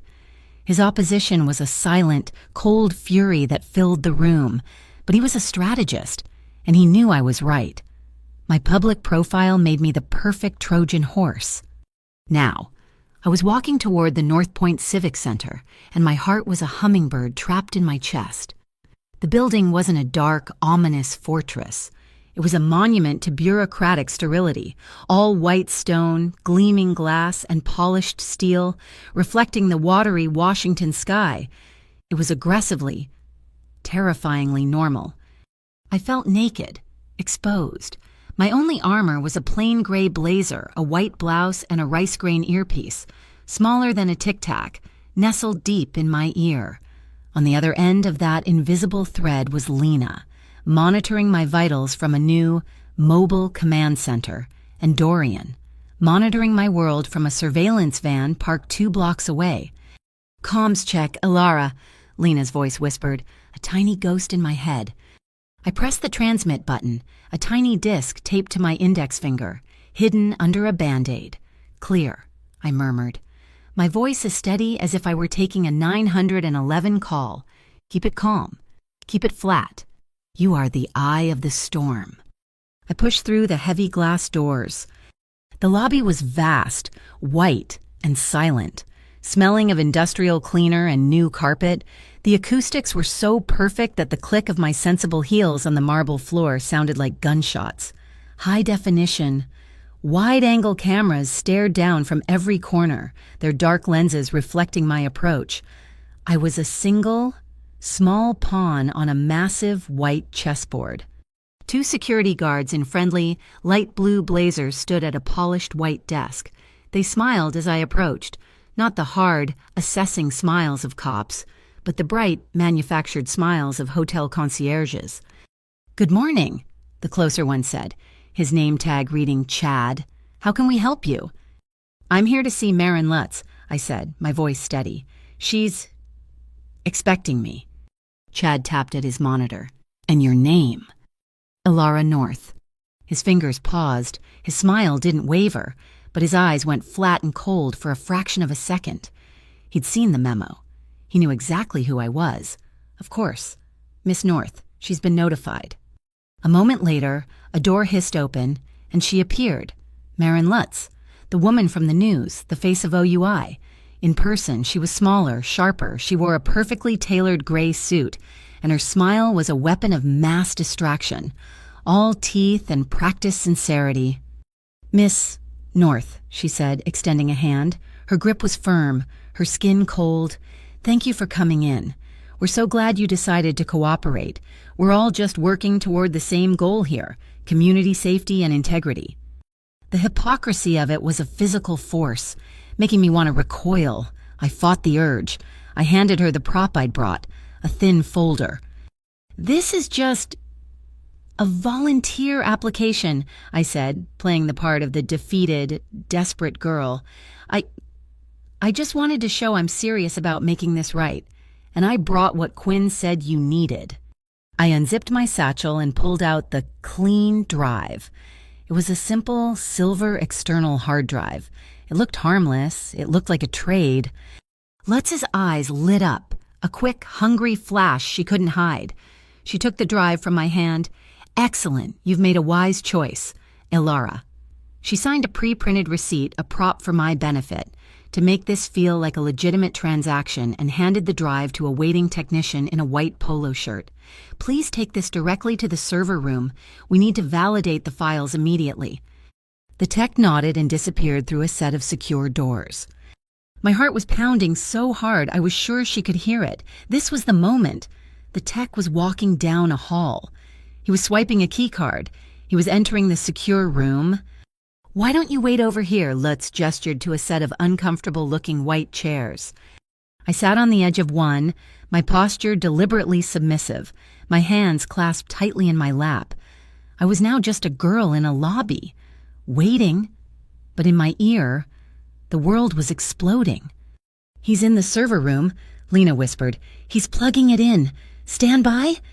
I stared at an abstract, artless painting on the wall, focusing on my breathing. In for 4, hold for 4, out for 4. I knew Dorian was watching a feed from one of the street cameras. I pictured him in the dark van, perfectly still, his hand resting on his right wrist, a habit I'd noticed, something he did to keep his hands from reacting, to force himself to wait, to stop himself from intervening too soon. The thought of his stillness, his control, kept me grounded. "We're in," Lena said, her voice sharp with triumph. "The mirror is active, cold arc established, the data is flowing. My God, Ilara, it's all here." On my lap, I had a thin tablet hidden inside the volunteer folder. I angled it away from the guards and woke the screen. It wasn't a form, it was a secure terminal, and it was filling with mirrored data from OUI's server in real time. It was a waterfall of corruption, fake invoices for donated medical supplies that matched the exact shipping containers I had tracked, maps of the 911 diversion routes, far more detailed than I'd ever seen, donor lists for the Harrogate Civic League, cross-referenced with city contracts. They weren't just washing money, they were stealing the city blind, all under the guise of public service. And then I saw it.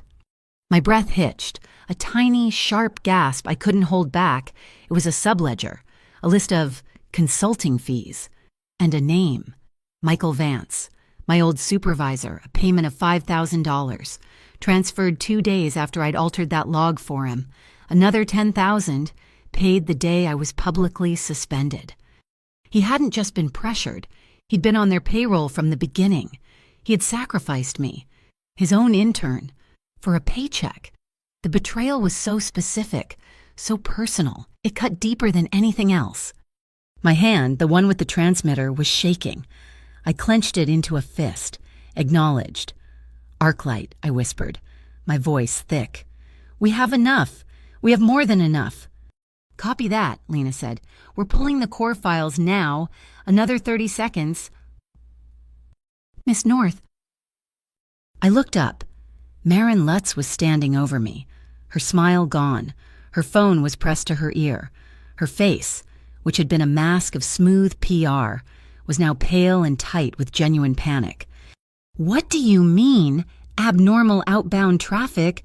she hissed into the phone. "What firewall? What? Someone is poking at our firewall." My blood turned to ice. We'd been too clean. The sudden, massive data mirror had triggered an automated security alert. The 2 concierge guards, Chad and his partner, dropped their smiles.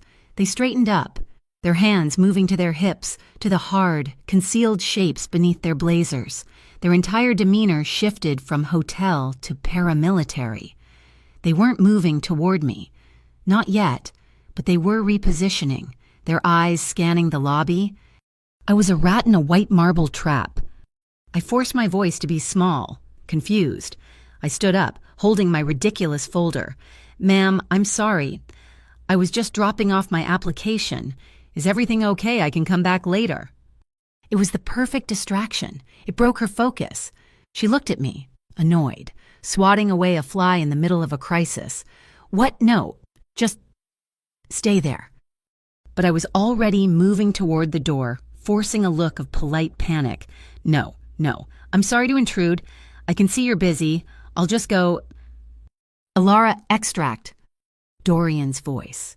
One word, not a suggestion, a command. It cut through my fear like a hot knife. I stopped playing a role. I turned and walked, fast and purposeful, toward the revolving doors. "Ma'am, wait," one of the guards called out, taking a step toward me. I didn't look back. I didn't run. I walked, just like I was late for a bus, pushing my way into the revolving door. The lobby was in chaos behind me. Lutz shouting into her phone, the guards moving toward the server room. They were focused on the internal breach, not the delivery girl who had just left. The door spun me out onto the sidewalk, into the cold, bright, drizzly air. I gasped, my lungs burning. A hand, strong and warm, clamped down on my elbow. I didn't even have to look. The solid grip, the sudden, unshakable stability, the faint, clean scent of cedar and rain. It was Dorian. He had materialized from the street. Just one more man in a dark coat, his face set in a mask of calm. "Keep walking," he murmured, his voice a low vibration next to my ear. He didn't pull me, he just steered me, absorbing my tremors, lending me his strength. We walked half a block, blending into the sparse foot traffic. We turned the corner, out of sight of the North Point lobby. And then, faint but clear, we heard it, the high, piercing, internal shriek of the building's alarms. We didn't look back.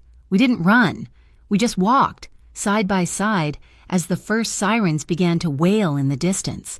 They had the data, but they had no idea that the ghost they were hunting was already half a mile away, holding the mirror that reflected all their sins. We didn't go back to the loft. We didn't sleep. The adrenaline from the North Point infiltration was a high-frequency current thrumming under my skin, making rest impossible. We went to the new ArcLight mobile hub, a reinforced shipping container hidden in plain sight on Pier 9, its interior a cold, humming brain of servers and blinking lights. Lena and her team were already deep in the data, their faces illuminated by the glowing cascade of files we had mirrored from OUI's server. It was a digital torrent of corruption, and we had it all. "It's done," Lena finally said, hours later, her voice hoarse with exhaustion and triumph. The first pale, watery light of dawn was beginning to stain the sky. "The core data is backed up, 9 secure servers, 3 continents. Even if they scrub their entire system, it's too late. We have the receipts." Dorian nodded, a single, sharp gesture of acknowledgement. He and I left the team to their analysis and stepped out into the cold, clean air of the harbor. The port was in that quiet, liminal hour between night and day, the air smelling of salt and wet metal. We found ourselves on a high, external catwalk, the same steel stairs that led to the loft, overlooking the vast, sleeping yard. He had produced coffee from somewhere, a thermos of black, bitter liquid that burned on the way down. I wrapped my cold hands around the plastic cup, the warmth, a small, grounding comfort.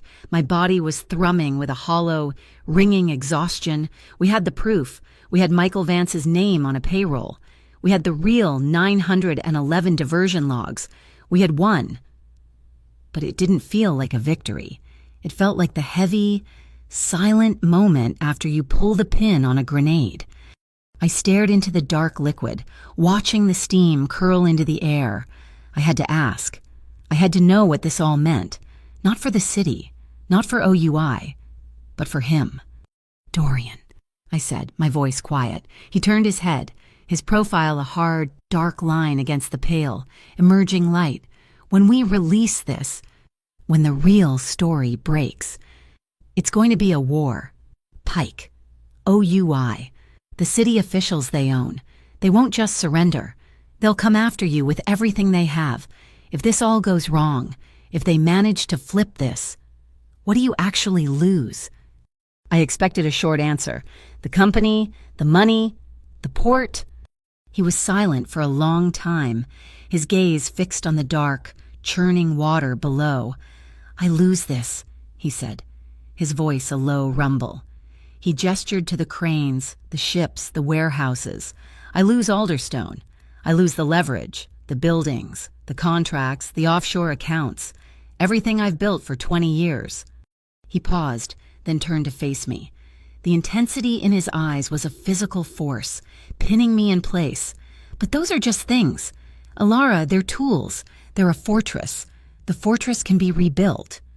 He held my gaze, and the world seemed to narrow to the few inches between us. My people are not replaceable. My breath caught in my throat. If I keep my people safe, he finished, his voice unwavering, I lose nothing. My people. The words echoed in the space between us. It wasn't the sterile, corporate, my team or my employees. It was possessive. It was primal. It was the language of a man who didn't just employ people, but who claimed them. It was Lena and her team. It was the men who had appeared in the diner. It was the man he'd saved at the fence. And I knew, with a sudden, heart-stopping clarity that was equal parts terrifying and deeply, profoundly comforting. It was me. I wasn't just an asset.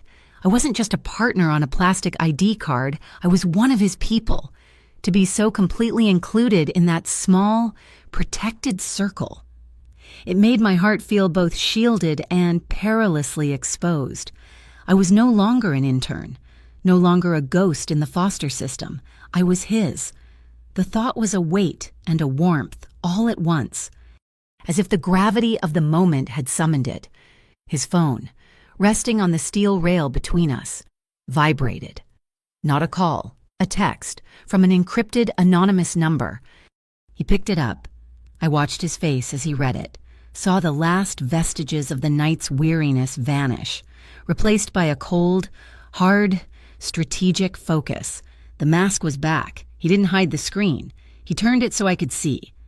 The message was short. Pier 3, sunrise. Just you and me. Let's parley. Bring the dispatcher, or the original file goes public. The words hung in the cold air. Original file, I whispered.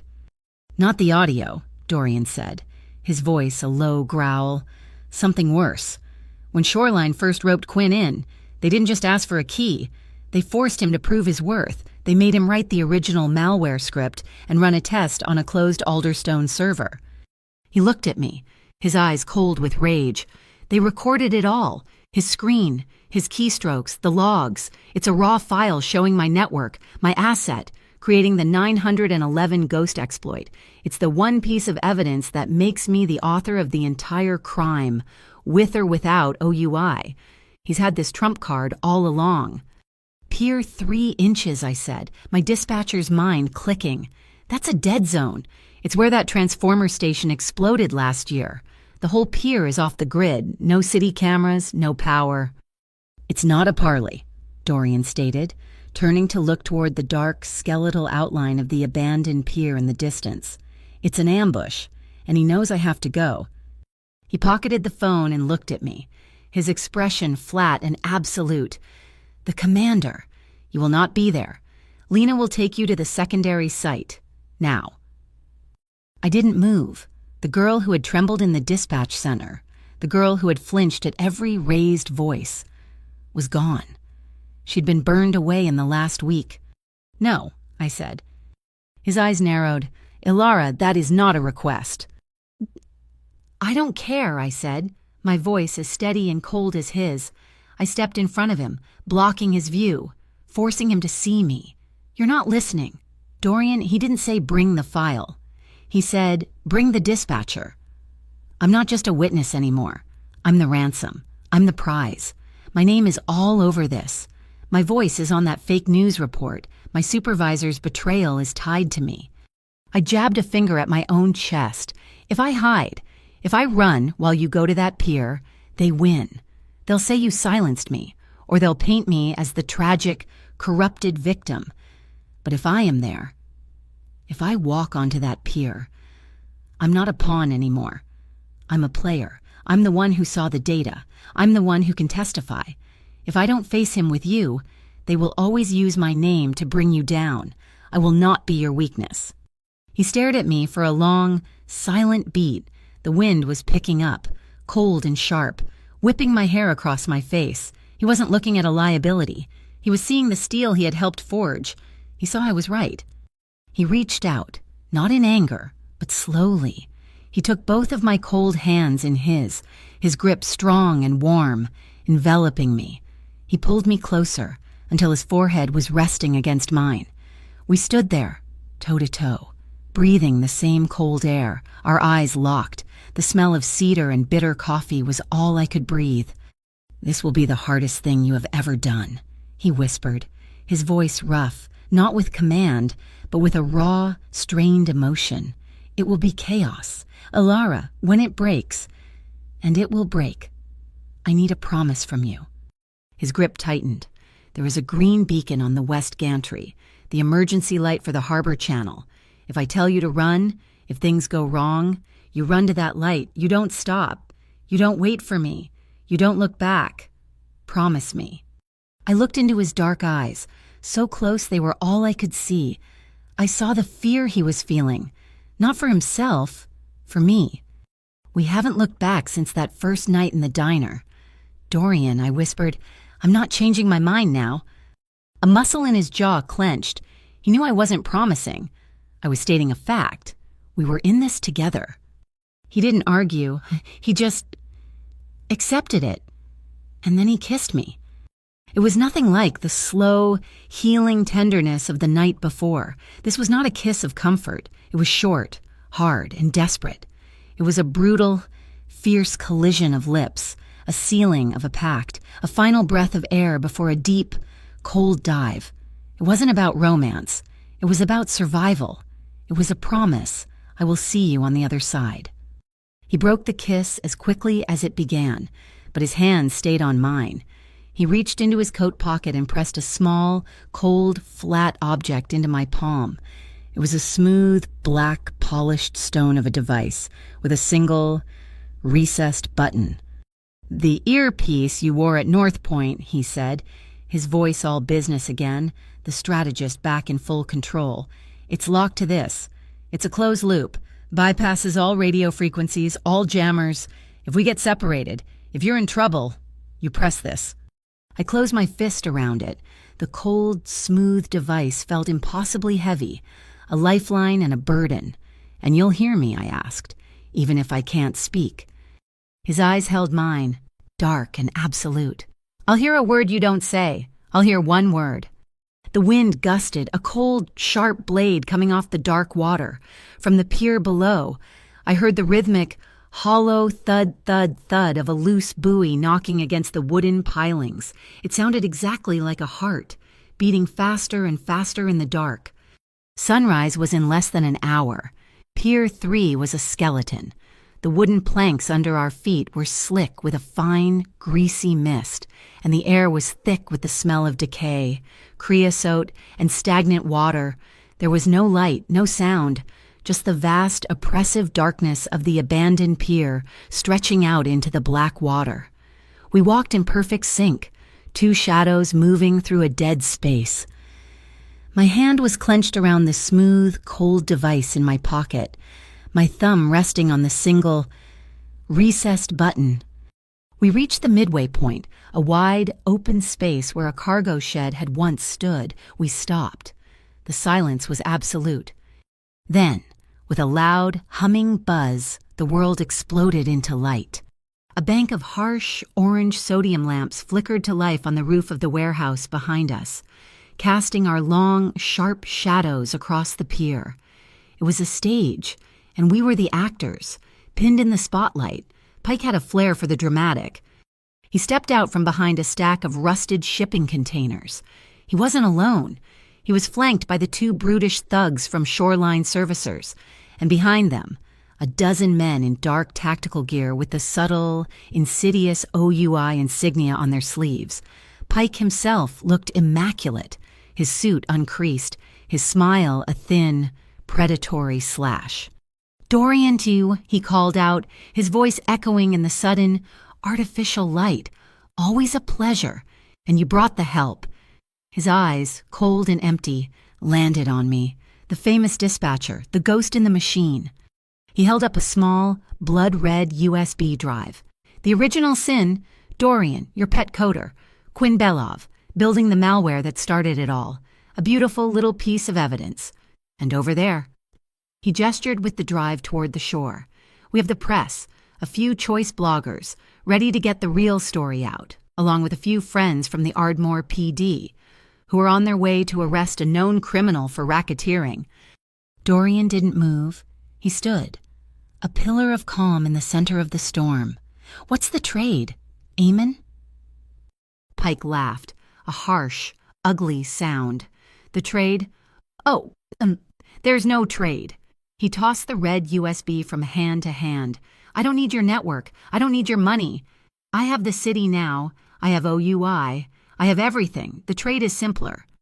He pointed the drive at Dorian, then at me. I want you, and I want her. My blood ran cold. It wasn't about the data. It was never about the data. It was about the narrative. They needed to destroy the legend of Dorian Lazaro. They needed to discredit the private justice he represented. And they needed to make an example of the girl who had dared to call him. They needed to erase us. As if on cue, I heard it, faint but growing louder. The unmistakable sound of approaching sirens. The APD. Coming to be the final piece of Pike's stage play. I looked at Dorian. Our eyes met. He didn't speak. He just gave a single, almost imperceptible nod. The signal. It's time. Change the plan.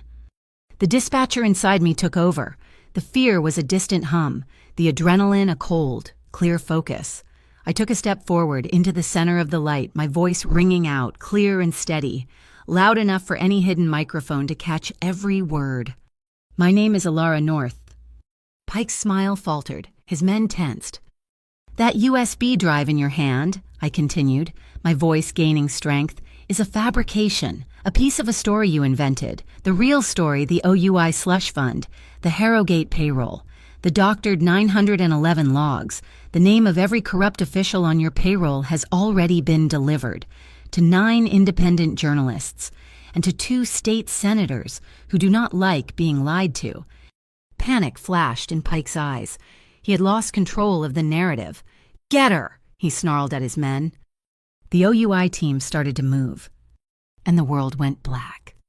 With a loud pop, every sodium lamp on the pier died. Arclight, from a safe distance, had just borrowed all the power from the city's water treatment plant. We were plunged into a darkness so complete it was disorienting. In the sudden, absolute black, I heard movement, a whisper of cloth, a grunt of surprise. Dorian was a ghost, a phantom moving through the chaos. I heard a short, brutal struggle, the clatter of a weapon on the wooden planks. Then, a blinding blue-white flash lit up the pier for a split second, etching the scene onto my retinas.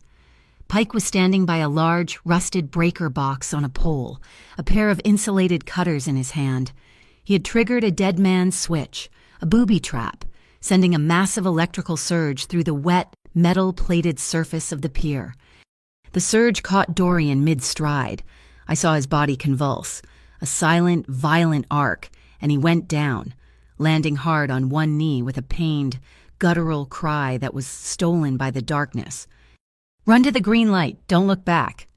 His promise, his command. I ignored it. I didn't run away. I ran to him. My feet slipped on the wet, treacherous wood. I slid the last few feet on my knees, the rough planks tearing at my jeans. I smelled the sharp, acrid scent of ozone, of burned electricity. I grabbed the front of his coat, my hands clumsy in the dark. Dorian. Get back, he gasped, his voice strained with pain. No, I pulled with all my strength, my feet finding purchase. He was a dead weight. I felt something sharp slice into the palm of my hand, a piece of exposed metal on the deck, but I didn't let go. I dragged him, scraping and pulling, out of the slick, puddled water that was still crackling with residual current. A beam of a powerful flashlight cut through the darkness, pinning us. It was Pike. He was 10 feet away, a gun in his hand, the beam perfectly steady. How touching, he sneered. The hero and his little dispatcher? This ending is even better. He raised the gun. My heart hammered against my ribs, a frantic, trapped bird. My hand, the one that wasn't bleeding, fumbled in my pocket. My fingers found the smooth, cold device. My thumb found the button. My voice was gone. I couldn't speak. I couldn't scream. I could only breathe, ragged, shallow, terrified gasps into the silent, open channel, my thumb pressed down. Click. And in my earpiece, a tiny, tinny speaker, Dorian heard a word, not from me, a pre-recorded word, triggered by my signal, spoken in his own voice, a single, clear, calm command. Live? As if that word was a detonator, the entire shoreline erupted. With a roar, a dozen massive, blinding floodlights from the roofs of Alderstone trucks parked along the waterfront snapped on, turning the dark pier into a stage brighter than noon. Pike and his men, caught in the sudden, overwhelming glare, threw their hands up, momentarily blinded. The port workers who had been milling about on the shore were not workers. They were 100 strong, a disciplined civilian force emerging from the shadows, all wearing Alderstone security jackets, and behind them, pulling up not with sirens, but with cameras rolling, were 2 official APD patrol cars, the ones the journalists had brought with them. Pike was trapped. The ambush had been turned inside out. He was the one on the stage now. And then, the final checkmate. From the mobile command center, Quinn Belov, the boy they had tried to break, hit enter. Across the city, on public access channels, on news station websites, on every hijacked digital billboard in Ardmore Harbor, the data began to stream. The OUI logo appeared, then dissolved, replaced by a live feed of their own secret ledgers, the money laundering, the ghost payrolls, Michael Vance's name next to his payoffs, the real 911 diversion logs. It was all there for the entire city to see. The OUI tactical team, their faces illuminated by the floodlights, looked at each other, then at the undeniable proof being broadcast to the world. Their comms were likely screaming with orders to retreat. They began to back away, melting into the shadows, abandoning Pike to his fate.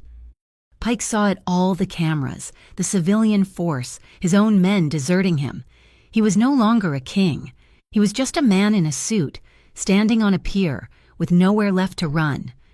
Dorian, leaning on me for support, slowly, painfully, got to his feet. He had a long, bleeding gash on his arm, and he was favoring his leg, but he stood tall.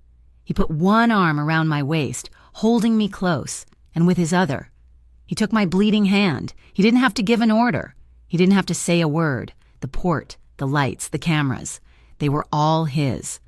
In the chaos, Pike made a desperate run for it, but the shoreline thugs, seeing their boss abandoned and the entire operation collapsing, were not loyal. They were survivors. They tackled him before he got 10 feet, hoping to cut a deal. On the pier, under the warm, bright glare of the floodlights, the world finally went quiet. The sirens were off. The shouting had stopped. There was only the sound of the water lapping against the pilings and the steady, reassuring beat of my own heart. Finally slowing. Dorian leaned in close, his lips brushing against my damp hair. His voice was a low, rough whisper, meant only for me. "The first time you called," he murmured, "I told you to come. From now on, if you tell me to stay, I will stay." I looked out at the dark water, at the first faint hint of pink and gold on the horizon. I thought of the long, lonely nights, the foster homes, the constant feeling of being a ghost in my own life. I thought of the terror, the betrayal, and the impossible, terrifying choices. And I thought of the man standing beside me, the anchor who had held me steady through the storm. I turned my head, my cheek brushing against the rough wool of his coat. I looked up at him, and I gave him my answer. One word, a promise, a beginning. Stay. Thank you so much for listening to my story. I'd love to know where in the world you're tuning in from. So please drop a comment below and let's connect and share our thoughts. If you enjoyed this journey, please subscribe to my channel, Mafia Boss Stories. Give this video a like and consider hitting the hype button to help this story reach more listeners just like you.